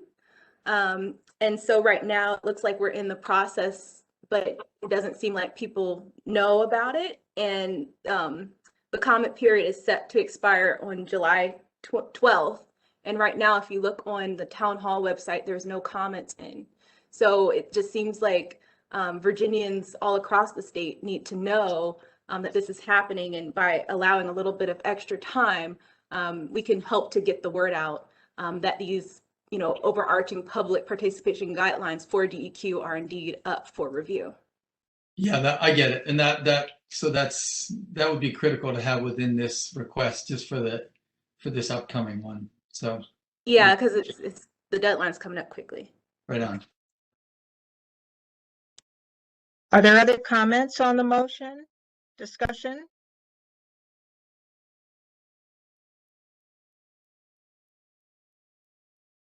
I just once again recommend that we take our time with deciding on specific details. I think that what Kendall's describing, it could be a part of the letter that we just voted on that was specific, I think, to the same exact meeting. And then we've also decided we're going to do another broader letter that could also address this. So I'm not sure that I see a distinction here as this third idea from the other two ideas we've been discussing. Well, the I'd also just distinction like to that add one last thing while I have a second before this conversation ends. I also think that the council should consider writing a letter to request a full study in regard to the Buckingham County gold mine situation. And also to the Radford military, the open burning. Like, I'd like to have DEQ come in and speak to us about those permits and the environmental issues surrounding them and consider letters along those lines as well. Thank you. Thanks, Katie. Well, the distinction that I see is just around urgency.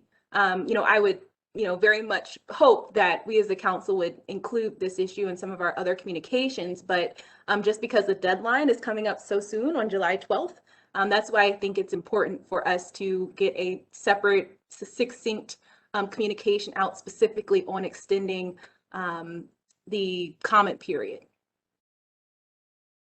So Kendall, have you had an opportunity to put some language into the chat yet? Yes, it's in there. Okay, I am not seeing it. Oh, maybe I've set it to Katie. Attendees. Let's see.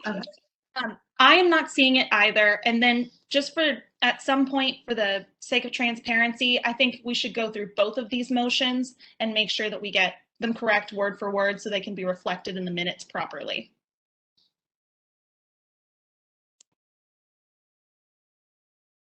So I think that we can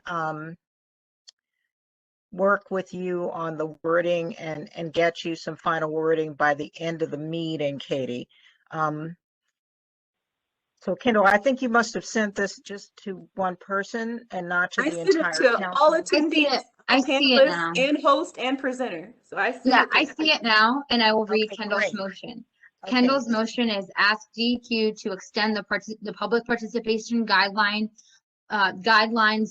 comment period from 21 to 60 days. Currently, it expires July 12th. That is the motion. Okay, so the motion's been moved and seconded and discussed. So can we have a voice vote on the motion? Yes. Yes. Yes. Yes. Yes. Yes. Any opposed? I was just about to voice my yes. So yes. So are there any no's?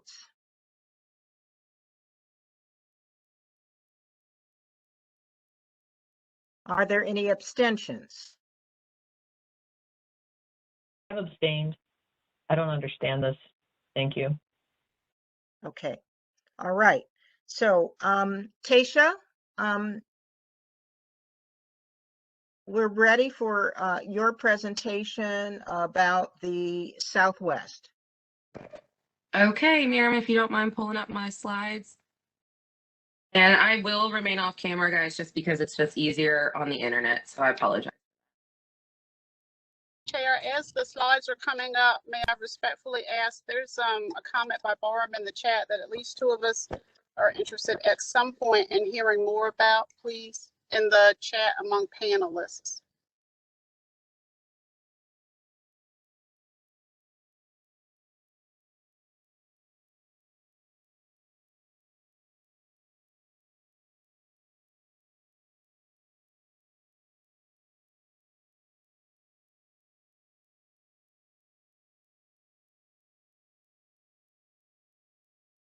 All right, so it's super simple, guys. Just a couple of slides. We're going to start off here. So I have a little bit of a proposal for you guys. Before we get started, I'll just say, as a council member and as a council, I know that one of our duties and the things that we've talked about, and especially in this meeting a lot, is the accessibility to this council and the accessibility for us to be able to be in the field and see and speak with the communities and people that are truly impacted. So the picture that you guys see here is a Big Stone Gap. That's where I live right now in Wise County. And as you can see, it's a beautiful, beautiful place. And if we get to come down here, this isn't one of the places you guys will get to see. So like I said earlier, I'm president of a environmental watchdog group that's out of Wise County. So I'm going to kind of put that hat on a little bit. There's not going to be as much information in these slides that I'm sure most of you guys are going to want. But the idea is that on August 5th, if you guys are able to come down, that you will get all of that information and you will get to hear and see these things firsthand. So one of the main extractions that we deal with in our community is mountaintop removal. So if you can next slide for me, it's just a little bit of a visual of what mountaintop removal looks like. This isn't a site that's in Southwest Virginia, but it is similar to the Black Mountain site that you guys will probably end up seeing. So it's not very pretty, not as nice as the first one, right? Next slide, please. So very broad, guys. I just put this together the last 2 days. We are dealing with a lot of different issues in Southwest, and like you've heard too, we're also a rural community. So a lot of these lenses are going to be a little bit different, but broad strokes, we're still dealing with current and legacy costs of mountaintop removal. And we are also in a just transition moment. I also feel like this is where the council can be most helpful, is in this just transition piece. Because for me, it's not just the shift of like the energy and economics, but we're also advocating for those people that are most vulnerable, and we're protecting the public at large through our recommendations and legislation. And again, I think we've heard this over and over. We just spent that discussion talking about that previously, about what does it mean to really give accessibility to the people that need it. So instead of saying, yeah, we're having this hearing on this permit, but it's going to be 3 counties over and you're not going to know about it till the day before. So I think that this council, and I think you're going to hear a lot of that on August 5th. Specifically, a lot of issues that we're dealing with is our water. So we are still being impacted by pollution in many different ways. We still have infrastructure issues. So when it rains, it pours here. There's a lot of abandoned mine lands that will cause, our roadways to sometimes even get washed away. Broadband is a big impact that we still need. On our health, as you can see here, we have a major respiratory issue that we deal with our coal mining employees. We have mental and physical, and again, we have those reclamations and those abandoned mine lands and land access. So again, this is no means specific. This does not cover everything that Southwest Virginia faces. This is just a little bit of kind of what I deal with through the organization that I'm part of. I will pause here just for a second before I go to the next slide if anybody wants, especially those who are from Southwest Virginia who would like to add on to this at all. Yes, this is Mike. Be aware that Virginia Tech manages the Powell River project there in Wise County and all about mine land reclamation. Lots and lots of research done on mine land reclamation. They love to host visiting groups. Okay, good to know. So hopefully then, Mike, my next slide, if you don't mind coming over, maybe I can recruit you into the committee of planning this trip. I'll be glad to help. Okay, great. So here's the vision that we have just kind of come up with. This is the very beginning steps, but we're going to be asking folks on this call to join. And then we're also going to be including the on the ground organizations and people to be in the planning. So we're looking at about a day and a half for us to come down on August the 5th in Wise County. The specific location is to be determined. And a lot of that is because, you know, we know there's MECC out here. We know there's UVA Wise, but we do want to choose a space that will be more accessible, right, to those folks that we're really trying to get in communication with. We're going to be meeting twice in July, probably bi-weekly. And we do need 11 council members from this meeting to confirm that they are going to go for us to have quorum for this to work. So please let our chairs and the staff know by the end of next week. Logistically, Miriam will be handing all of that, so the reimbursements and things like that. People we're going to be inviting, so the stakeholders, of course, the community members of Wise County. We want to get this notification that we're holding this out as soon as possible. So the sooner we can have that first meeting with each other, the quicker we can get this out. And then the organizations and grassroots folks, that's where I really come from, is these grassroots folks, is SAMS, Appalachian Voices, and the Clinch Coalition. This is no means by trying to leave anybody out. This is just, you know, who I had in my head when I made these. So please send your recommendations via email. If you want to join the planning committee, we can add who has been left out into here. And then agency-wise, we're going to be inviting, I got to correct that too. They're no longer the DMME, but the Department of Energy and DEQ. But again, like my vision for this, I hope is not for us to kind of, not to just have agency and council talk to each other, but to really have community engagement and community involvement. And next slide, and that's where I'm at. So that's kind of the overall, just real quick snippets of what we are looking to tour Southwest Virginia for and who's going to be there. Tasha, I would like to be involved as well, and I would include or suggest that we include the Clinch River Valley Initiative as well as Appalachian Sustainable Development. Yes, yes, good suggestions. I'm simply curious, is a site visit of this type, is this precedent setting for the council? We went. Go ahead. I can answer that. That's helpful. Members of the council were joined actually by the secretary and a couple other folks, including some of his agency folks, at a site visit a few years ago to Buckingham. The precedent, really, I'm not really sure how to address precedent, but I know that several other advisory boards choose to meet in various parts of the state to both meet with their different communities as well as provide access to themselves or, you know, to the council to an area.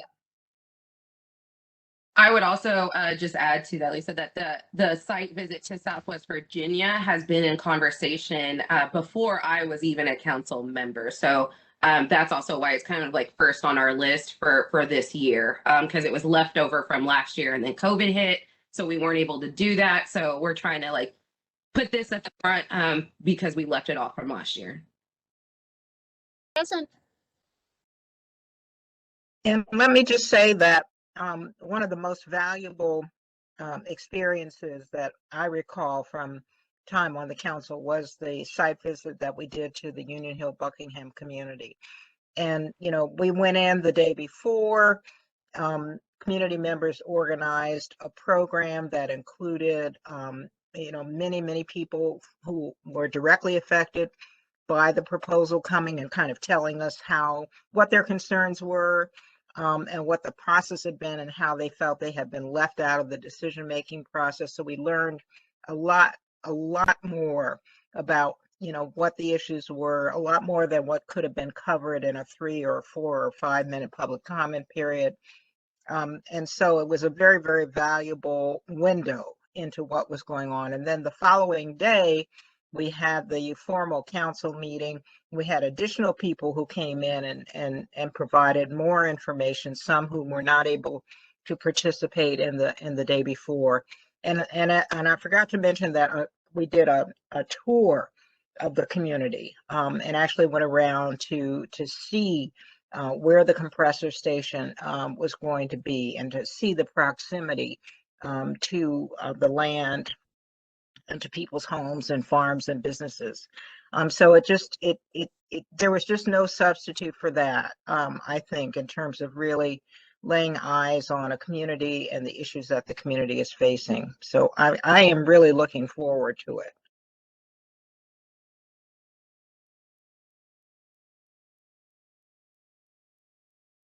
Are there other questions for Tasha?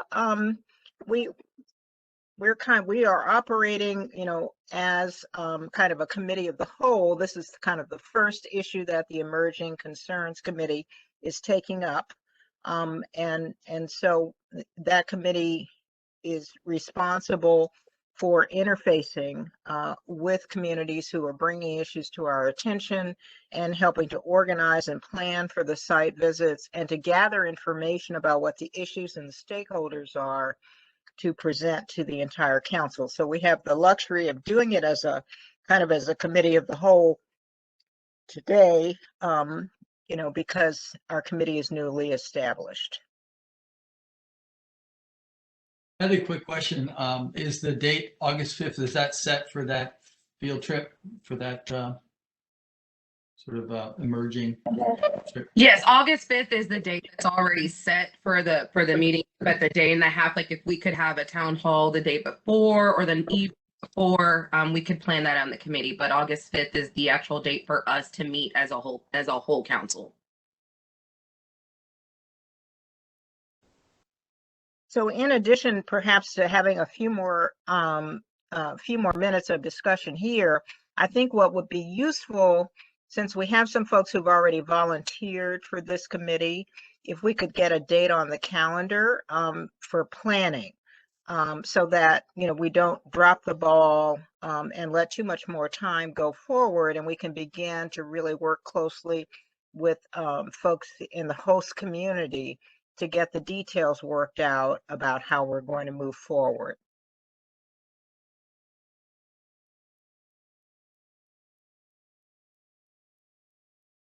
Tasha, did you have dates in mind? This is Mike. That's a good point, Janet. It's such a long trip from anywhere in the state down to Wise County. If it's going to be a day and a half, what we might consider is letting the first half day be held more near Blacksburg or Roanoke or Radford to discuss the Arsenal plant. Because I'm worried that a lot of people from the council won't be able to go all the way down to Wise County, including myself. I teach every day during the summertime, so. So I just want to offer a few details just as we're planning and for planning purposes. We do need, in order to have a full body or full board meeting, we do need quorum, which means we need at least 11 people to be physically present to continue the business portion. Now, as you all do the site visits, I will ask council to kind of look into what that pertains. I think as long as you don't discuss it, if you're hearing from the public, it's a little bit different, but we'll kind of look into that for as far as how many people you need there. We don't have any reservations against doing kind of two stops. We have done that before in the past. And I'll also just mention that it is currently noticed for August 5th. If you'd like to change that according to your guidelines and what you have done before, you have preferred over 10 days of notice. What I will say is statutorily, we just need 3 days of notice. Of course, that's not going to be something that is along the lines of what the board has done before. So again, it is noticed for August 5th. If that needs to change to accommodate people's schedule, that is movable. It is not a problem, but you will have to notice it by law in 3 days prior. But if you all need to work out scheduling, Katie and I can help send a doodle for Tasha. But again, August 5th is what it is currently dated for. Mike, are you not done with the semester by then? No, the semester ends the following Friday, August 13th. Okay, we're done the week before. Oh, heck. Wow. Well, good for y'all.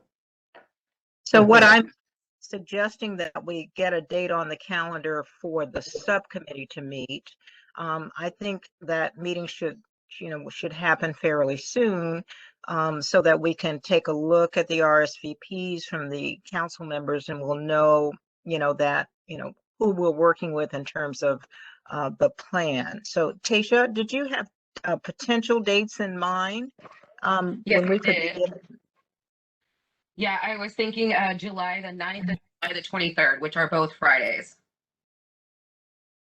Yeah, and I'm thinking the earlier the better, because, there are a lot of logistical details to be worked out.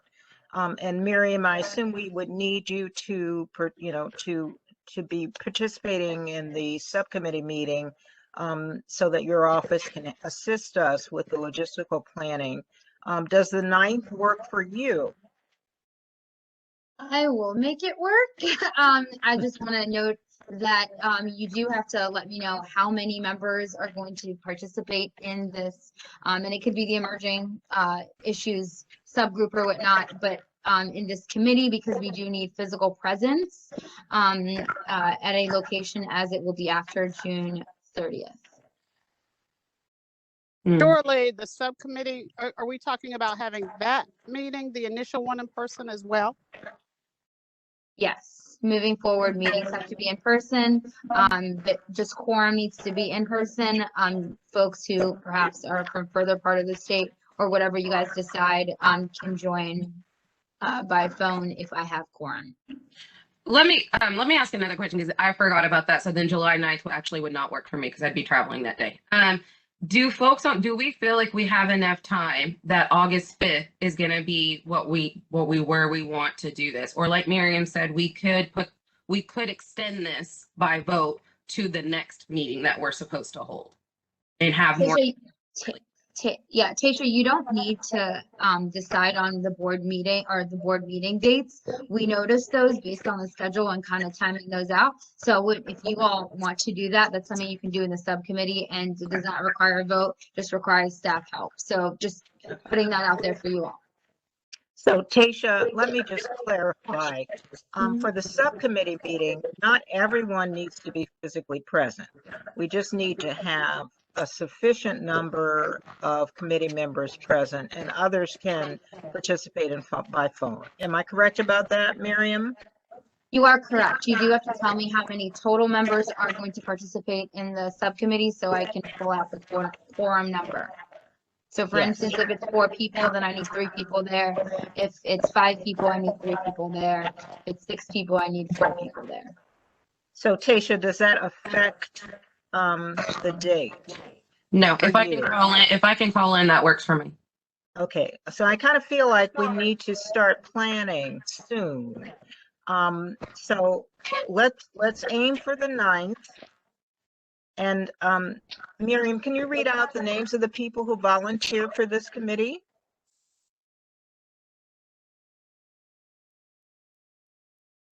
Yes, it is Aaliyah, Mike Ellerbrock, Karen Camplin, Faith Harris, Lisa Johnson, Harrison Wallace, and Janet Phoenix. I'm sure other folks want to join this, in which case, just let me know. So how many would need to be present for the quorum? I mean, I need 5. So I can be physically present. I assume we're talking about Richmond. We are Um, talking about Richmond. I can be physically present. I'm gonna Who vote else for can you. be physically present? Yeah. I can be physically present in Richmond on July 9th. I cannot. So we might have to look at some dates. And in the interest of time, why don't Katie and I send out a doodle for both the 9th and another date that the chairs and Tasha decide, and we can do that by the end of the week, or get a date by the end of the week, and ensure that if you are responding, you are responding because you will be able to physically be present, and folks who are of course if far southwest, we can also work to do that. So let's just take this offline. I will include the people that were on that email. I'll blind copy, or I'll copy all members. And if anybody else is interested in joining that committee, to make sure that they let me know. But again, it sounds like I have to send out 2 dates, both the 9th and another date that we can identify for a first committee meeting. I will physically be in Richmond, but I can, if folks want to meet elsewhere, can discuss that. It's probably best to just do Richmond, as I think most folks can make it up there. I know we are at 2 o'clock. Janet, how would you like to proceed? So I believe it's time for the Interagency Environmental Justice Working Group report. So Kendall and Tasha, take it away. Hey, Miriam, could you just throw up your, just share your screen? And Tasha, please feel free to jump in. Or do the whole synopsis if you like. I got your back. You got this. Got this. So this will be very short. We have just, and it's very rough as well.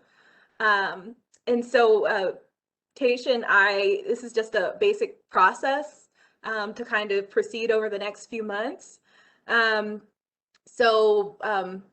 We were thinking of, just first meeting with Faith, with our chairs, our co-chairs, just to get a little bit more clarification. And then after we meet with our co-chairs, we were hoping to meet with the individual committees, or at least the individual committee leaders, on any issues that they would like to raise with the Interagency Environmental Justice Working Group. That would probably be in August. After we would do that, we would hope to compile what we heard from the individual committees, our EJ Council committees. And we would hope to compile all of this into basically a recommendations document to the Interagency Environmental Justice Working Group. And so Tasha and I would work on that in August and September. And then we hope to get that approved by the full EJ Council at the September 30th meeting. After that, Tasha and I, we would present our EJ Council recommendations document to the Interagency Working Group. And at that meeting, we would also ask for an interim report from the Interagency Working Group to come back to us as to how they have taken our recommendations. And that would hopefully be at a Interagency Working Group meeting in the fall or early winter. And then, of course, ongoing, Tasha and I would definitely be attending the interagency group meetings. And then, of course, we would be reporting back to the EJ Council on, the Interagency Working Group accepting suggestions. So we would be reporting back to all of you on that. And then we would hope to get the report from the Interagency Working Group maybe in 6 months or so. But, that's just a hope, hope and a dream. So that's kind of like a basic process, at least for the next few months. So would love to get feedback. And also, Tasha, if you have any comments, please feel free to also say those. I think you covered it all. I think you have our timeline here, our expectations, and how and when people can get in touch with us. And I have nothing else to add. Good job. So I think it might be helpful, even though we covered this at an earlier meeting, to just kind of state again briefly for the council kind of how the work of the interagency working group differs from our work, and kind of what's your vision for our ability to influence that work through the work of the council. Is that a Miriam question or a me question? Or I think that's a Kendall question, Kendall and Tasha question. So, I think that it's, it's open. One of the reasons that I'm hoping to kind of get our thoughts down in a document is just because, it's easy to, easy for us to track and see, how our suggestions are being taken. So the really exciting thing about the interagency working group is that there are, a lot of the agency representatives there. And so that's an excellent opportunity, to take specific requests directly to folks and to follow up with them. And so I just my main concern is just that Tasha and I both are kind of utilizing the expertise of all of the different types of expertise from folks on the council, and making sure that we are good conduits to get that over to the interagency environmental justice working group. Just because, Tasha and I, we have our own issues of specialization, and, we don't know everything. Yeah, Thanks for that. I think that for us, the work that can be different here is just kind of in that name, it's interagency, right? So even though that we are a council and we're giving our recommendations and we're hearing these presentations, this is a space and a place for, like what Kendall said, for us to measure that accountability even of what we say and how we say it in our presence. And a lot of times when we're working with different departments, there's only like one meeting every couple of months. This gives us another way and another place to really use, like what Kendall said, the expertise and the opinions and the voices of the people on this council, and to get that into writing and just to get those into other places. So that's how I see that. Like the cumulative impacts that we see here on the focus at the top will be something that we can carry over then from this council into those meetings. Yep.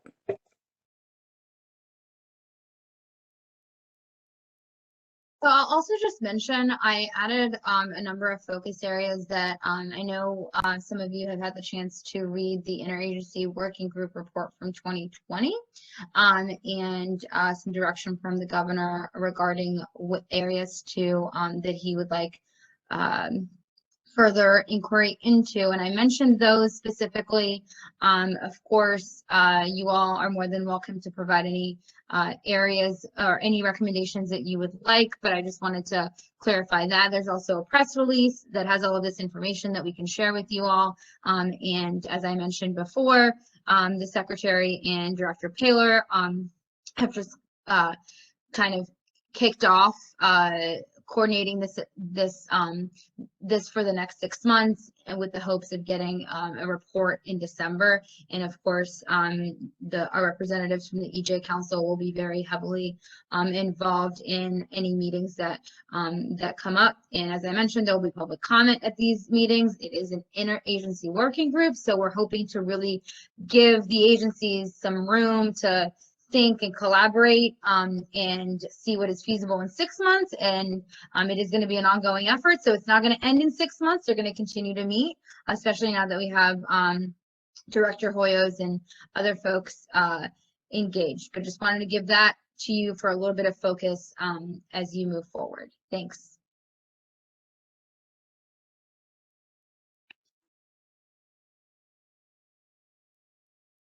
So did others have comments about this kind of overview of how our two representatives to the Environmental Interagency Working Group will coordinate that work with our council?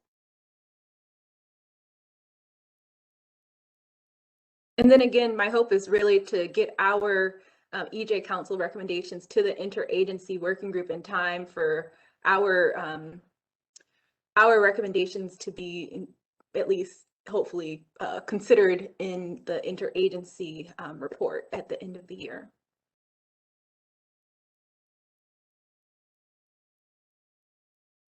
I also just want to clarify the function of the EJ Council's consultation to the agency or the interagency working group. I mean, it's up to you all how you want to address providing recommendations, but in the interest of making sure workload is understood and moving forward, really, like, we're looking for representation at the meetings, and you can bring recommendations based on the topics being discussed at every meeting. There isn't like you have to send in recommendations for the group to consider. You are part of the group is the idea. Oh, that's great. But yeah, I just like everything to be kind of written down so it'll be clear exactly what, what our recommendations are. But thank you for that clarification.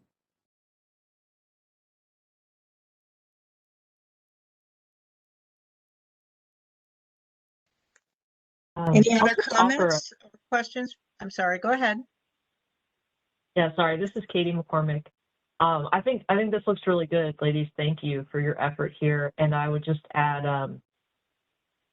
I guess just a soft recommendation to keep in mind, because the communication goes two ways, if you will. This is envisioning the communication from us to the working group, but I'd also like a little bit of maybe like an update or something about what they're talking about. So it's kind of like two ways.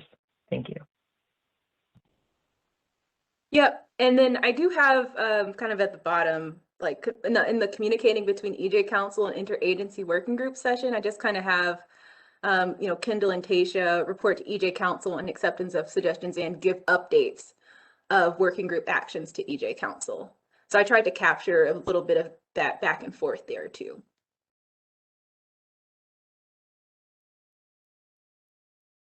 And I think, that you should feel free to, provide those updates whenever you think they are timely. It doesn't necessarily have to wait until there's a full council meeting for that to take place. So there's, again, the council members can communicate with the full council so long as you use that blind copy function. I use it a lot. It just makes it easy for me. I've kind of got all of the emails in a spreadsheet. So I just pick whoever I'm going to use as the direct person to put in the to line, and then everybody else goes into the blind comment line, and that way I can send stuff out to everybody at once. So I would encourage council members to do that. That's perfectly legitimate, and that's the mechanism that we've used in the past to be able to communicate with one another. And on all council emails, if you guys just don't mind copying Katie and I, or just myself, whatever, but preferably Katie and I, so we can keep track of anything that we need to do for you all and make sure that it is part of the FOIA package. Thanks. I just wanted to thank you, Kendall and Tasha, for doing this. I think it's really important to have this interchange. So good work. Thanks. Well, it'll be everyone's work. Because we'll need help from all of you. And I think you'll get it. I hope you'll get it.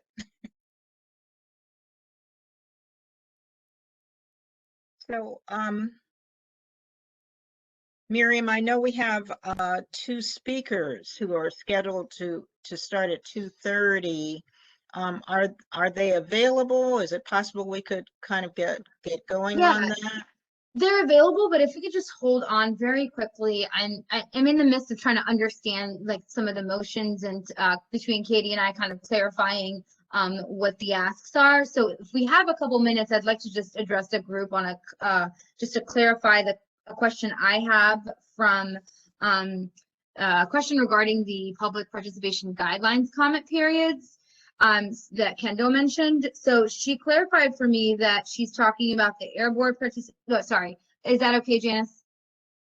Oh, Janet. Of course. Thank you, Dr. Phoenix. All right, so she clarified that the Air Board participation regs, the Water Board participation regs, the Waste Board participation regs, and the DEQ public comment period are the 4 comment periods that she is addressing. They do have different due dates. I was also advised by Director Paylor that some of these, this is not the only public comment period available, that, based on your ask, we'll respond and kind of give you a little bit more on each of those. But just to clarify, there isn't a overall public participation guidelines comment period. They are specific to each different topics. Additionally, and again, I know this is a lot of information. I'm going to try to get it out, and then we can discuss like in the 5 minutes that we have. But Director Paylor also mentioned to me that as it pertains to the July 9th site suitability NOIRA permit deadline, is what I think you're also talking about in terms of public opportunity or public comment. There will be other opportunities for more public input with that permit. This is the initial look at. Again, I think those are directly I don't think these are directly tied to the federal regulations. So that is why that July 9th date exists, so that they can start that process. I will have somebody from permitting speaking to you all. I can also add in that there are due dates in there, but again, there are due dates for this particular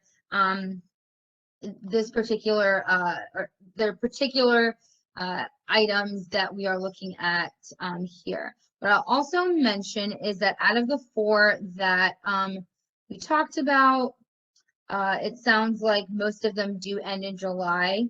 And we can put those in a chat really quickly in here so folks have an idea of what they're looking at. So just a little bit of more information. I know that might confuse folks.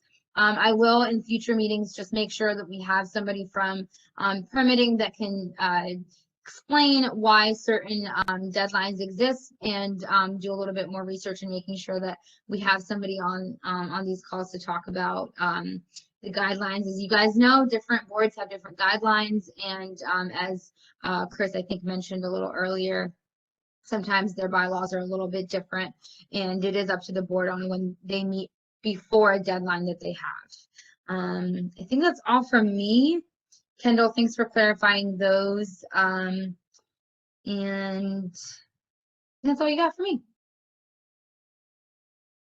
I don't know if that changes the motion or you're still working on clarifying language off. I'm still working on clarifying language, and I'll work with Katie to get her final language. Okay, great. So I think we should go ahead with the speakers.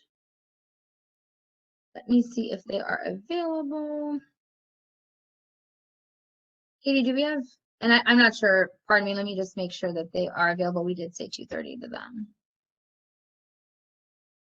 Let's take a quick break while we get, oh, we've got Mike. Mike, are you ready? Yeah, I'm ready. I just texted Carrie to let her know. We can get started if you like. Yeah, well, let's just take a few minutes to kind of let her get on board. I know that we gave her a 2:30 date time, so we'll just wait a few minutes. She's been very involved in this work. I'm gonna just take a quick break so that I can provide the public comment links to you all, and so we'll just hold off, and once Carrie comes on, we will start, but no pressure here. Thank you all for your patience. She should be logging in now, Miriam. Thanks.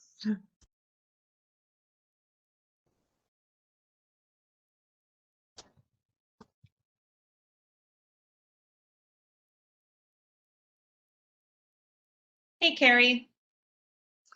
Hey, Carrie, sorry to rush you here. We are right on time today.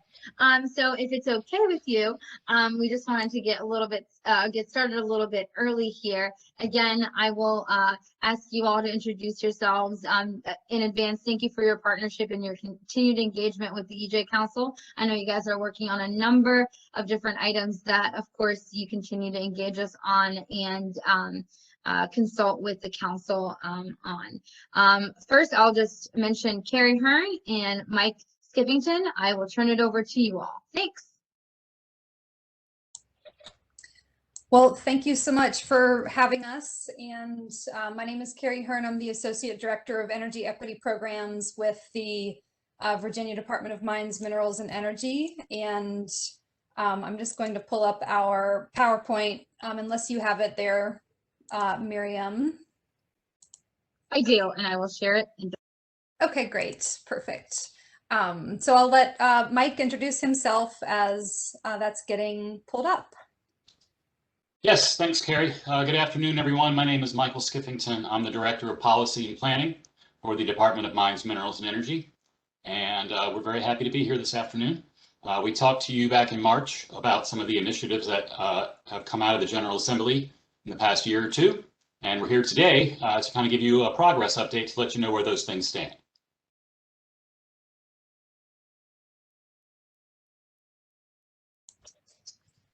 And as this is getting pulled up, you know, a number of these reports are from recent legislation that have requirements for both DMME and also named the Environmental Justice Council as a stakeholder formally in the process, you know, embedded in the code. And I think just in terms of where the agency is going, we would want to be speaking with you on these matters anyway. So we're appreciative of the work of this committee or this council, and understand, you know, the intersectionality from all of the different topics that you're addressing in your conversations around clean energy transition, workforce development, clean air and water. And, you know, these aren't necessarily specific to any one agency. They're relevant to a lot of ours, but certainly very relevant to the work that DMME is doing currently. So I'll kick it back over to Mike. All right, thanks, Carrie. Miriam, if you go ahead and move us to the next slide. What we're going to talk about today, a little bit more about the agency's realignment, and we'll also talk about Re-Energize Southwest, a recent initiative we're undertaking, the gold mining study, which you heard a little bit about in the public comment period. And then I'll kick it over to Carrie, who will talk about the requirements established in the Virginia Clean Economy Act. So first things first, DMME's realignment. You might remember from our March meeting that House Bill 1855 from Delegate Sullivan passed and was signed by the governor. Effective October 1, we changed our name to the Department of Energy. And as the result of that, what is currently our Division of Energy is being renamed, for the sake of clarity, to become the Division of Renewable Energy and Energy Efficiency. Our current Division of Mineland Reclamation will become the Division of Mineland Repurposing, to reflect our growing emphasis on being creative with post-mine land use and hopefully incorporating more renewable energy. And speaking of renewable energy, Carrie will have some positions under her based in Southwest Virginia, focusing on just that, putting renewable energy on abandoned mine land and other land features in Southwest. And we also have a newly created Director of Associate Energy Equity Programs, and that's Carrie's new position, and we're glad she's there. Next slide, please.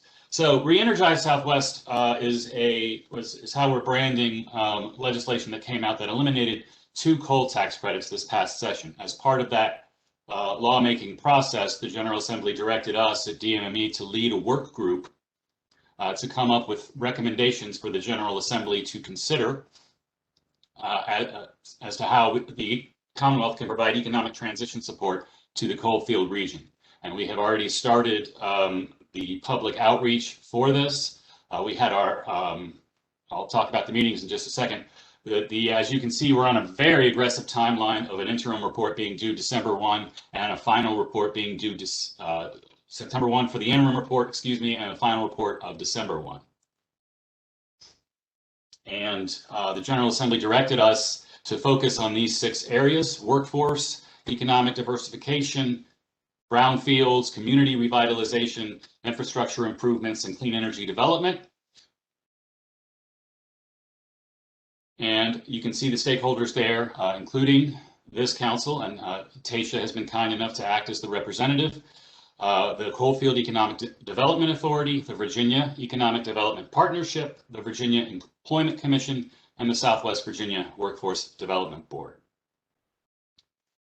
So we are working really hard to engage the public so that we can receive ideas that will help shape the report. Amongst other things, we created a page on our website for Re-Energize Southwest that will have all the information that I'm about to talk about. In terms of the meetings I mentioned a moment ago, we're planning on 3 listening sessions, the first of which already occurred in Tayshia's Town at Big Stone Gap. And just yesterday, we sent some press releases out to publicize the 2nd and 3rd meetings, July 6th in Ridgelands and July 8th in Clintwood. And we're trying to spread these out across the coal fields to be as accessible to folks as we can be. We're live streaming the meetings. We're accepting comments through the end of October. So folks will be in a position to comment on the draft report once it's released. And those comments can be submitted in person at the meetings that we're holding. Email through, there's a comment forum on the town hall website.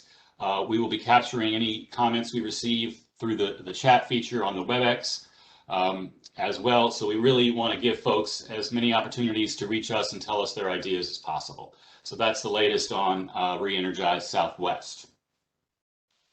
Moving on to the gold mining study, which again, you heard a little bit about in the public comment period.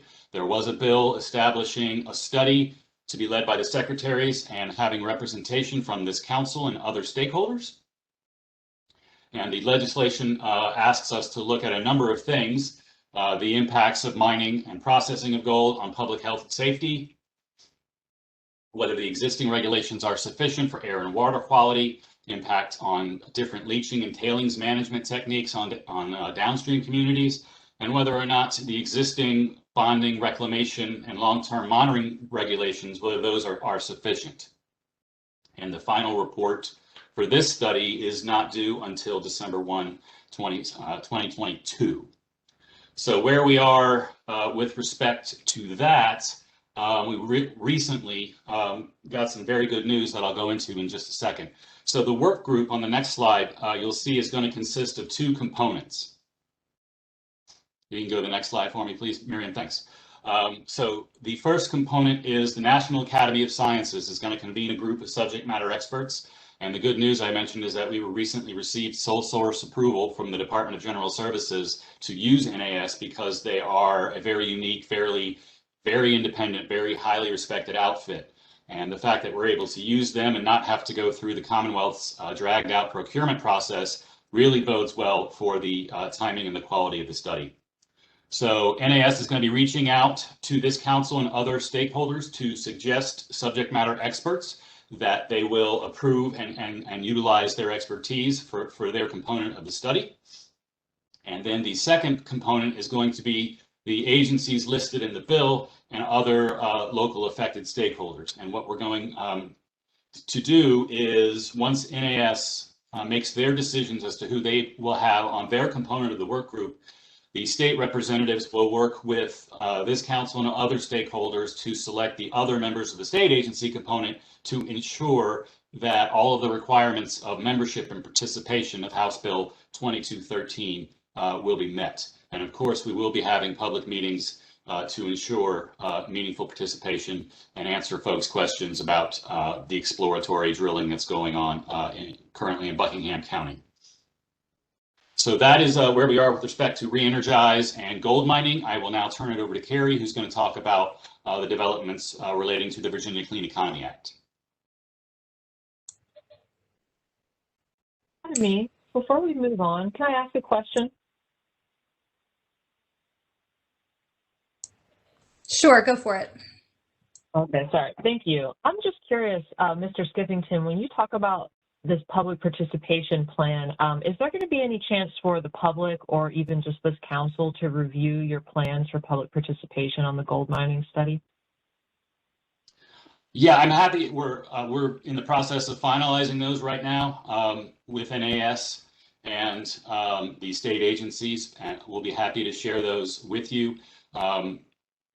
We're certainly happy to also tweak it as we go along to ensure that concerns are being addressed. One thing that we haven't quite nailed down yet is just how the components are going to work together.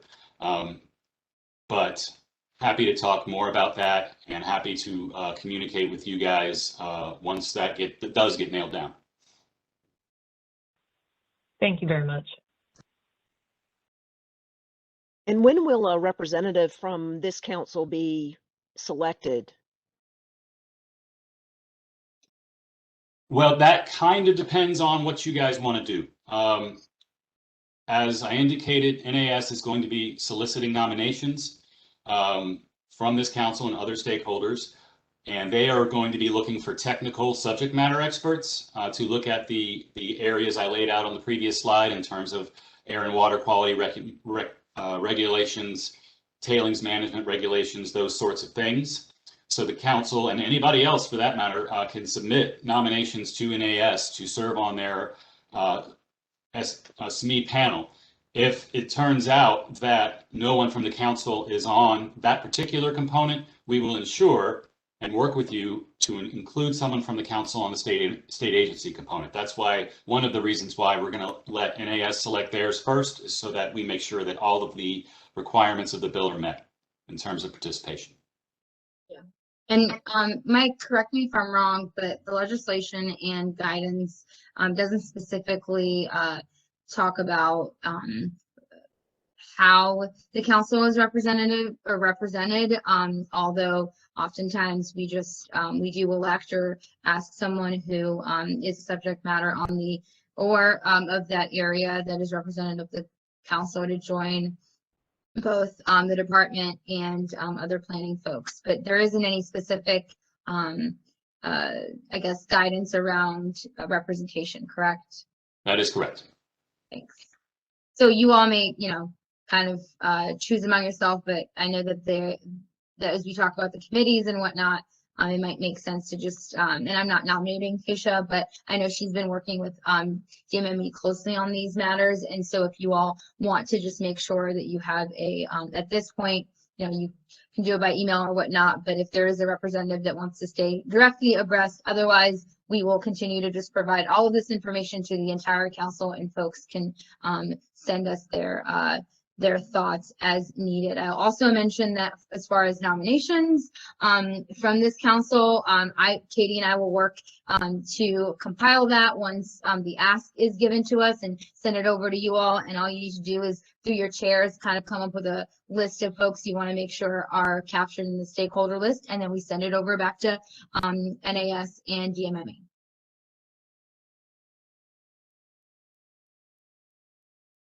That's all for me. Any other questions? Great.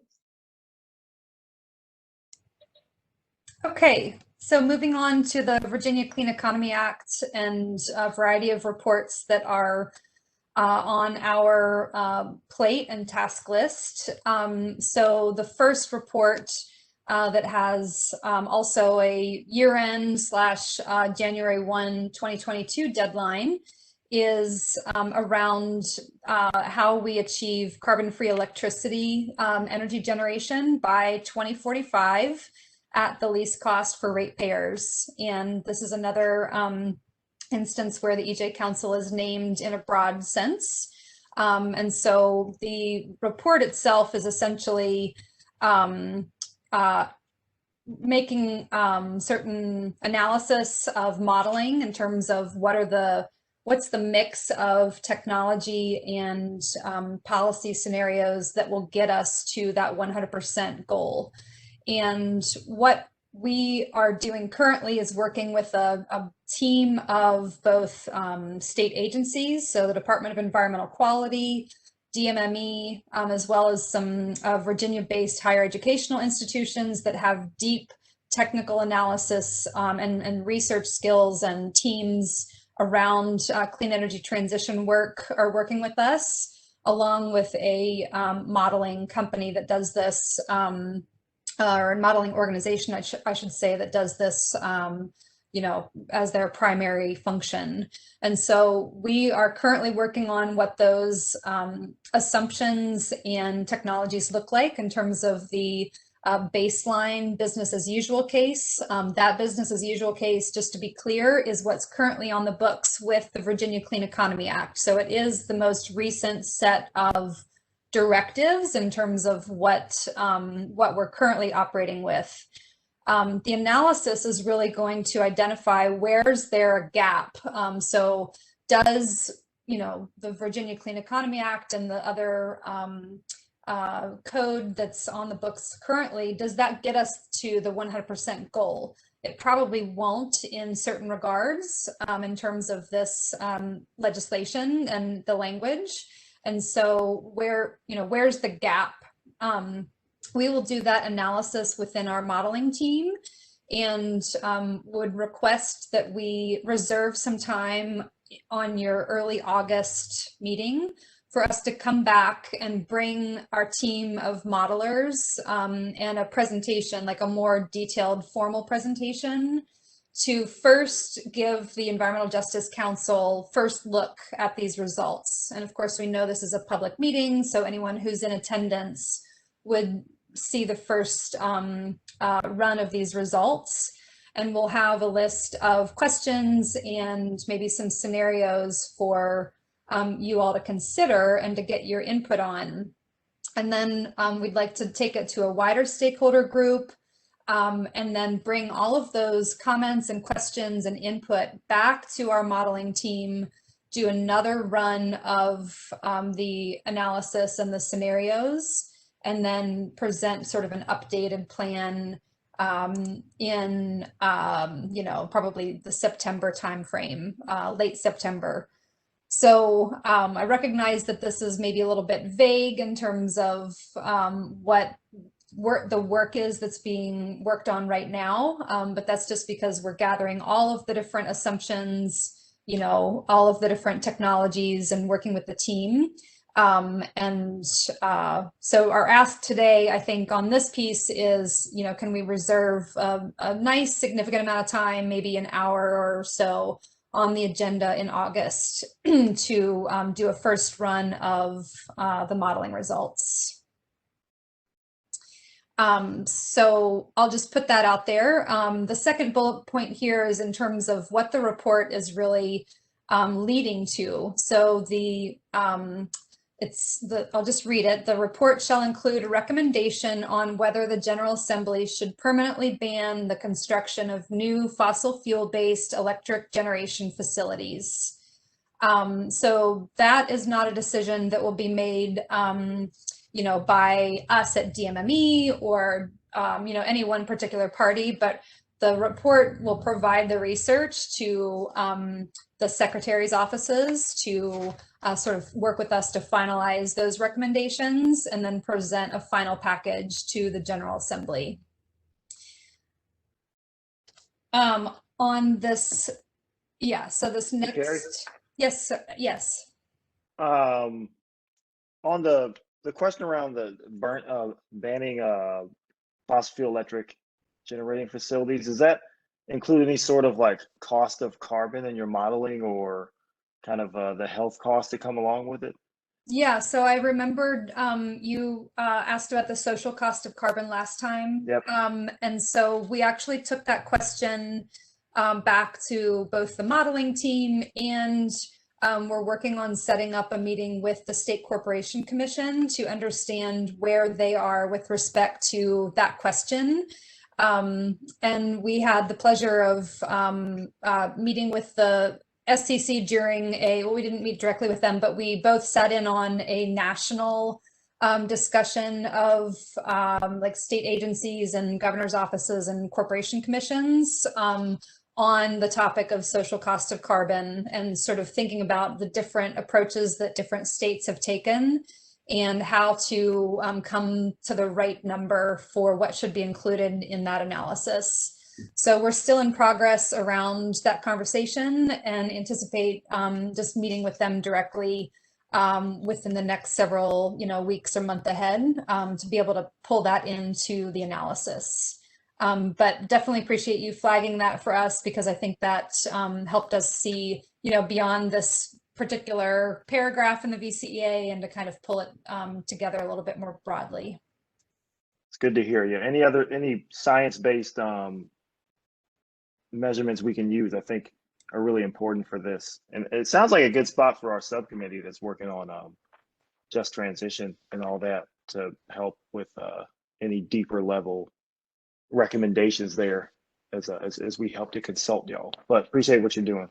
Yeah, absolutely. And, I think the question around the social cost of carbon is what price do you land on? Like you could land on a $10 per ton of carbon, or you could land on 450, or, you know, somewhere in the middle. You know, and that would greatly influence whether or not having fossil fuel based electric generation facilities is in the mix in terms of what is a least cost path, right? Like if you assign a number to those emissions, that changes the economic formula of those projects. So it's a really important determination. And as the VCEA mentions, it's on the SEC and the utilities to include that cost and to provide some more specific economic guidance relating to the social cost of carbon. Okay, so the next piece here is around historically economically disadvantaged communities.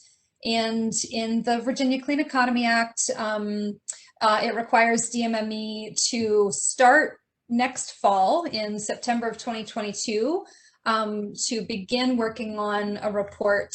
And this is a report that will be recurring, so it will happen every 3 years to consult with you all on the EJ Council and other stakeholders to make determinations around how the Clean Economy Act is imposing disproportionate burdens on disadvantaged communities.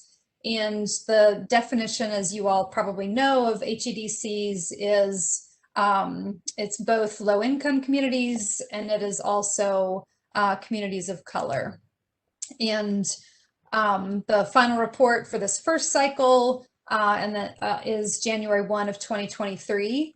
So we realize we're a little bit down the road from this report, but we're definitely thinking about this currently in a lot of our different conversations. So for example, I'm on the HEDC subgroup within DHCD's conversation around the RGGI dollars and how those are being applied to low-income affordable housing projects for their energy efficiency funding.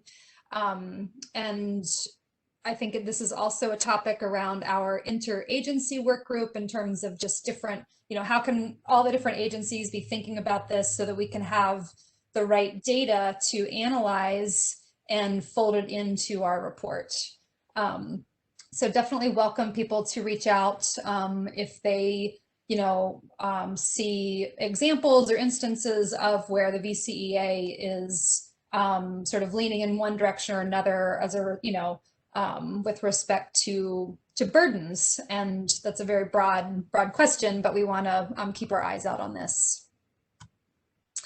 Okay, next slide. This is our contact information. As you know, both Mike and I are available to answer questions, and I'll just stop there. This is impressive. This is Mike here. Quite impressive, Carrie and Michael. That's going to be probably a challenge to determine whether or not the VCEA imposes a disproportionate burden on disadvantaged communities because could be a difference between the short run transition in the coal fields versus in the long run. Imposing a burden on the coal fields in the short run still might be in their long run best interest to make a transition to clean energy. So that could be a tricky analysis to explain to people. Mike, I think it's a great opportunity for us to start talking about a just transition, though. We're acknowledging that now. Yeah. And over the next 3 years, we can make some suggestions on how we can alleviate that over the next three after that. So you bring up a good point, but I think it's an opportunity for us. Yeah. And I'll just repeat what Mike said. You know, the most immediate opportunity is submitting comment on this Re-Energize Southwest campaign in terms of specific ideas or concerns that you think really need to be included in that report. As Mike mentioned, the coal tax credit is being withdrawn. And so that community is no longer receiving those financial dollars to be going into reinvestment through the economic development entity. So we need to understand, how do we replace those dollars? and do economic development in a different way that's not reliant on a coal tax credit. Mike, can I ask a question related to the Re-Energize Southwest initiative? And I know that you had mentioned that you were working with all those different agencies down this way, and I wanted to make sure too that you're working with the SBDCs and Opportunity Southwest Virginia, especially around entrepreneurial initiatives. And I know that the Southwest Virginia Workforce Development Board has a program for people who are in transition, and I think that that is a critical piece. And to Mike and Harrison's points about the just transition, I think this all is woven in together, especially as as Southwest Virginia recovers during a post-coal transition and recovering from opioid epidemic. Yeah, I completely agree.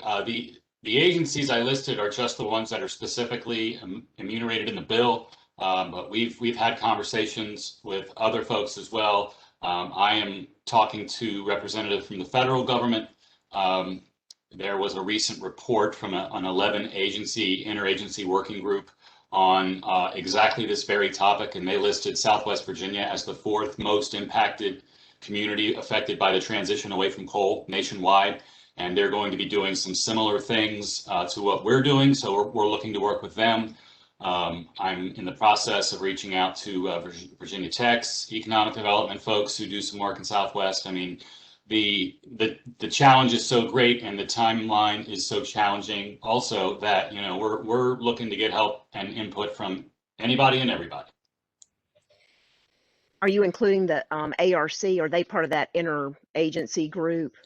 I believe they are part of that group, yes. Okay. Thank you, Mike. Sure.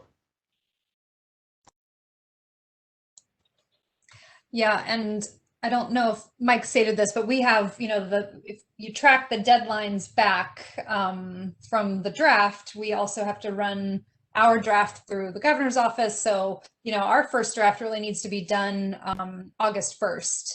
And it really does pinch the timeline quite a bit on both sides.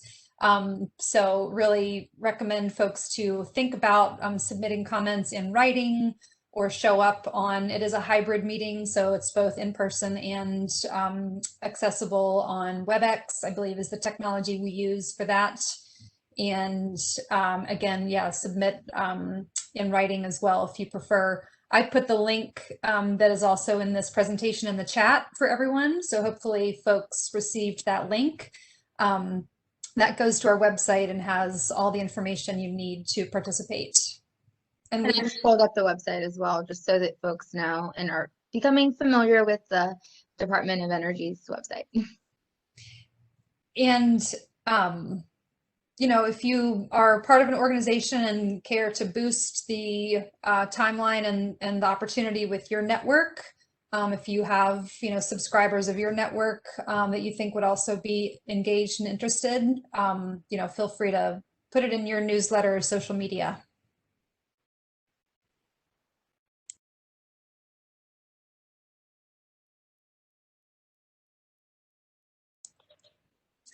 I think that's all from us. We're happy to take questions if there are any others.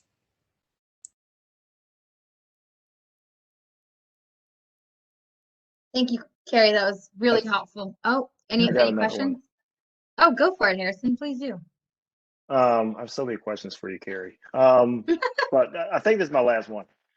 I was reading through the Clean Economy Act, and I'm trying to clarify. Will our study on adverse impacts on environmental justice communities, does that include RGGI? Or because it's not in the RGGI bill, but in the VCEA, there's a statute where they ratchet down the cap after 2031, which I know won't happen until like 2024. But I'm trying to figure out if that's, because I know there are a lot of EJ groups who are worried about the impacts of RGGI, and I'd like to be able to, you know, see how it's going. That's a really great question that technically I may need to consult with our, Attorney General's office for the official interpretation. But personally, my interpretation of that is, it is directed if the VCEA is having disproportionate impacts. So if it's not in the VCA, I don't know if technically we'll be able to include it. But we are in the midst of a huge transition in the clean energy economy. And that's sort of the frame that I'm thinking about this through. We may need to kind of put some boundaries around it since it is such a broad topic anyway. That said, I mentioned the crossover with the DHCD group on the RGGI funds, and they have an HEDC work group that I'm a part of. There is one interesting, there's some slightly different definitions that are out there. So on the EJ Act, their definition of environmental justice communities is ever so slightly different from the HEDC community definition. So, I think there's some tricky language interplay in terms of what definition applies where. And my personal preference is that we go with the spirit of the law to, really understand where there are impacts. But we may have to, kind of work out some of those kinks in the legal framework for what's ultimately required. Okay, yeah, I'd love some clarity on that. If it's from you or if we need to talk to the Attorney General's office. It's such a big program and so much money. And if the plan is to ratchet it down to 0 carbon emissions from 2030 to 2050 and probably sooner, I'd love to know how that's happening and what we can do to make sure it's not burdening anyone financially or through their air quality. That's probably a great question for DEQ as sort of the primary lead on the RGGI program. But I'm happy to kind of take that question back from our side. Okay. Yeah. And, now that we have our committees somewhat aligned, we'll work to, especially the one that's focusing on energy, to start scheduling those, both Harrison and folks that are interested in that work, so that we can ensure that Carrie and Mike have both kind of a direct connection to some of the recommendations or concerns that you all need to push forward, as well as just ongoing conversation. And then I do, Carrie, just to answer your question, I think since we are going to be in Southwest and in August, and kind of welcome your presentation, as well as honoring the amount of time that it needs to kind of make sure that our board members, whether especially even if we do a hybrid approach, we ensure that you have the adequate amount of time to present. So we'll make sure that that's on the agenda. I think this is an area the governor would really like your input on, council members. And so we really appreciate DMME's continued support and engagement here as well. That's all from me. I'll turn it back over to our chair for any other questions and closing remarks. And again, thank you to our DMME folks for helping. Thanks very much for those presentations. Those were very informative. Let me just say briefly, and then I'm going to open it up to any council members who might have closing remarks for us, that I think it's been a productive day, and that Faith and I worked very hard in advance of the meeting to try to bring you as council members information about what we were going to be discussing at the meeting as far in advance as possible. We had heard from some of you at the last meeting and in between meetings that you wanted to have the agenda ahead of time. We were shooting for 15 days, didn't quite make that, but at least you had a draft agenda a week ahead of time to review. And also you had the descriptions of the committees that we were going to discuss.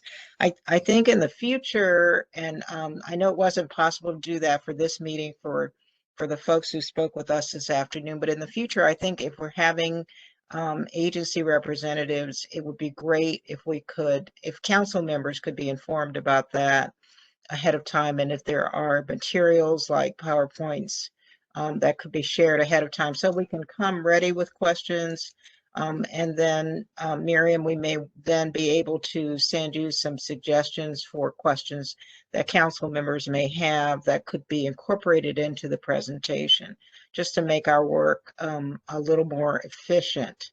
So I'm going to open it up to the full council for closing remarks or comments.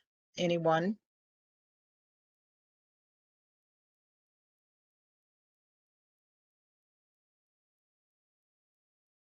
We have a lot of work to do, to state the obvious. Yes, yes, we do. Thank you. Thanks so much, Janet and Faith and Miriam and Katie for kind of herding all of us cats. Thank you for all of your efforts behind the scenes. Yes. You, of course, are more than welcome. I do just want to make sure we have, Katie, do you need anything else before we wrap up, administrative wise? I know you wanted to capture the motions and I have the last one, Kendall, restructured it. Just want to make sure it makes sense. It is more helpful that now that we know exactly what public comment periods you are speaking to. I think we just amended the first motion and wanted to make sure it was accurately reflected. Do we have that? I can put it in the chat. I had planned to send it to you once we adjourn, but I can go ahead and put it in the chat. That would be fine. Either way is fine, Janet. I just wanted to make sure Katie had everything she needed. And I think everyone's understanding is reflected. And again, we will start our note-taking / motion approval process and ensure that you all get the notes afterwards. If anything looks off, just let us know, and we will move to start approving the meeting minutes starting next meeting. And so you all will have had some time to look at it. Again, just be sure if anything looks off to you to flag it for the chairs, myself and Katie. I'll turn it back over to Janet. Thank you. So I don't have anything else, and I don't see Faith. I'm on the She texted me. She has to jump off. She's okay. Doing her house. Yeah, she has a closing today, so yes. It was something she couldn't move. We talked about it this morning. So thanks everyone. I think we had a really productive meeting. I think you can expect there'll be a meeting in early July of the Emerging Issues and Concerns Subcommittee to begin the planning process for the Southwest visit. We're still at this point shooting for August 5th for the Southwest visit.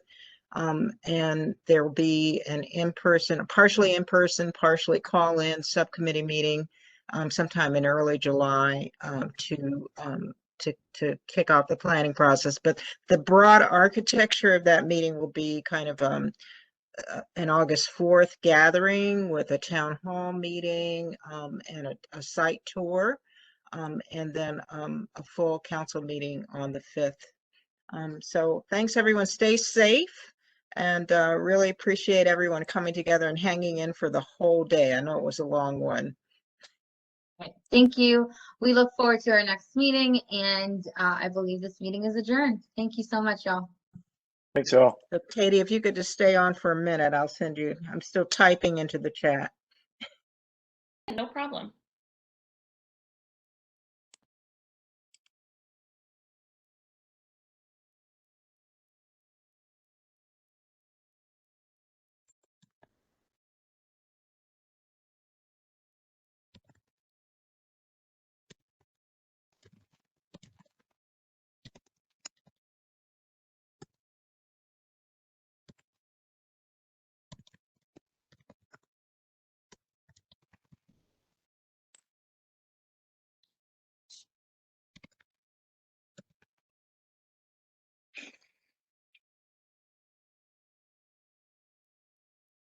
I got it. Okay. All right. Thanks, everybody. Thanks so much, Dr. Phoenix. Appreciate it. Bye-bye.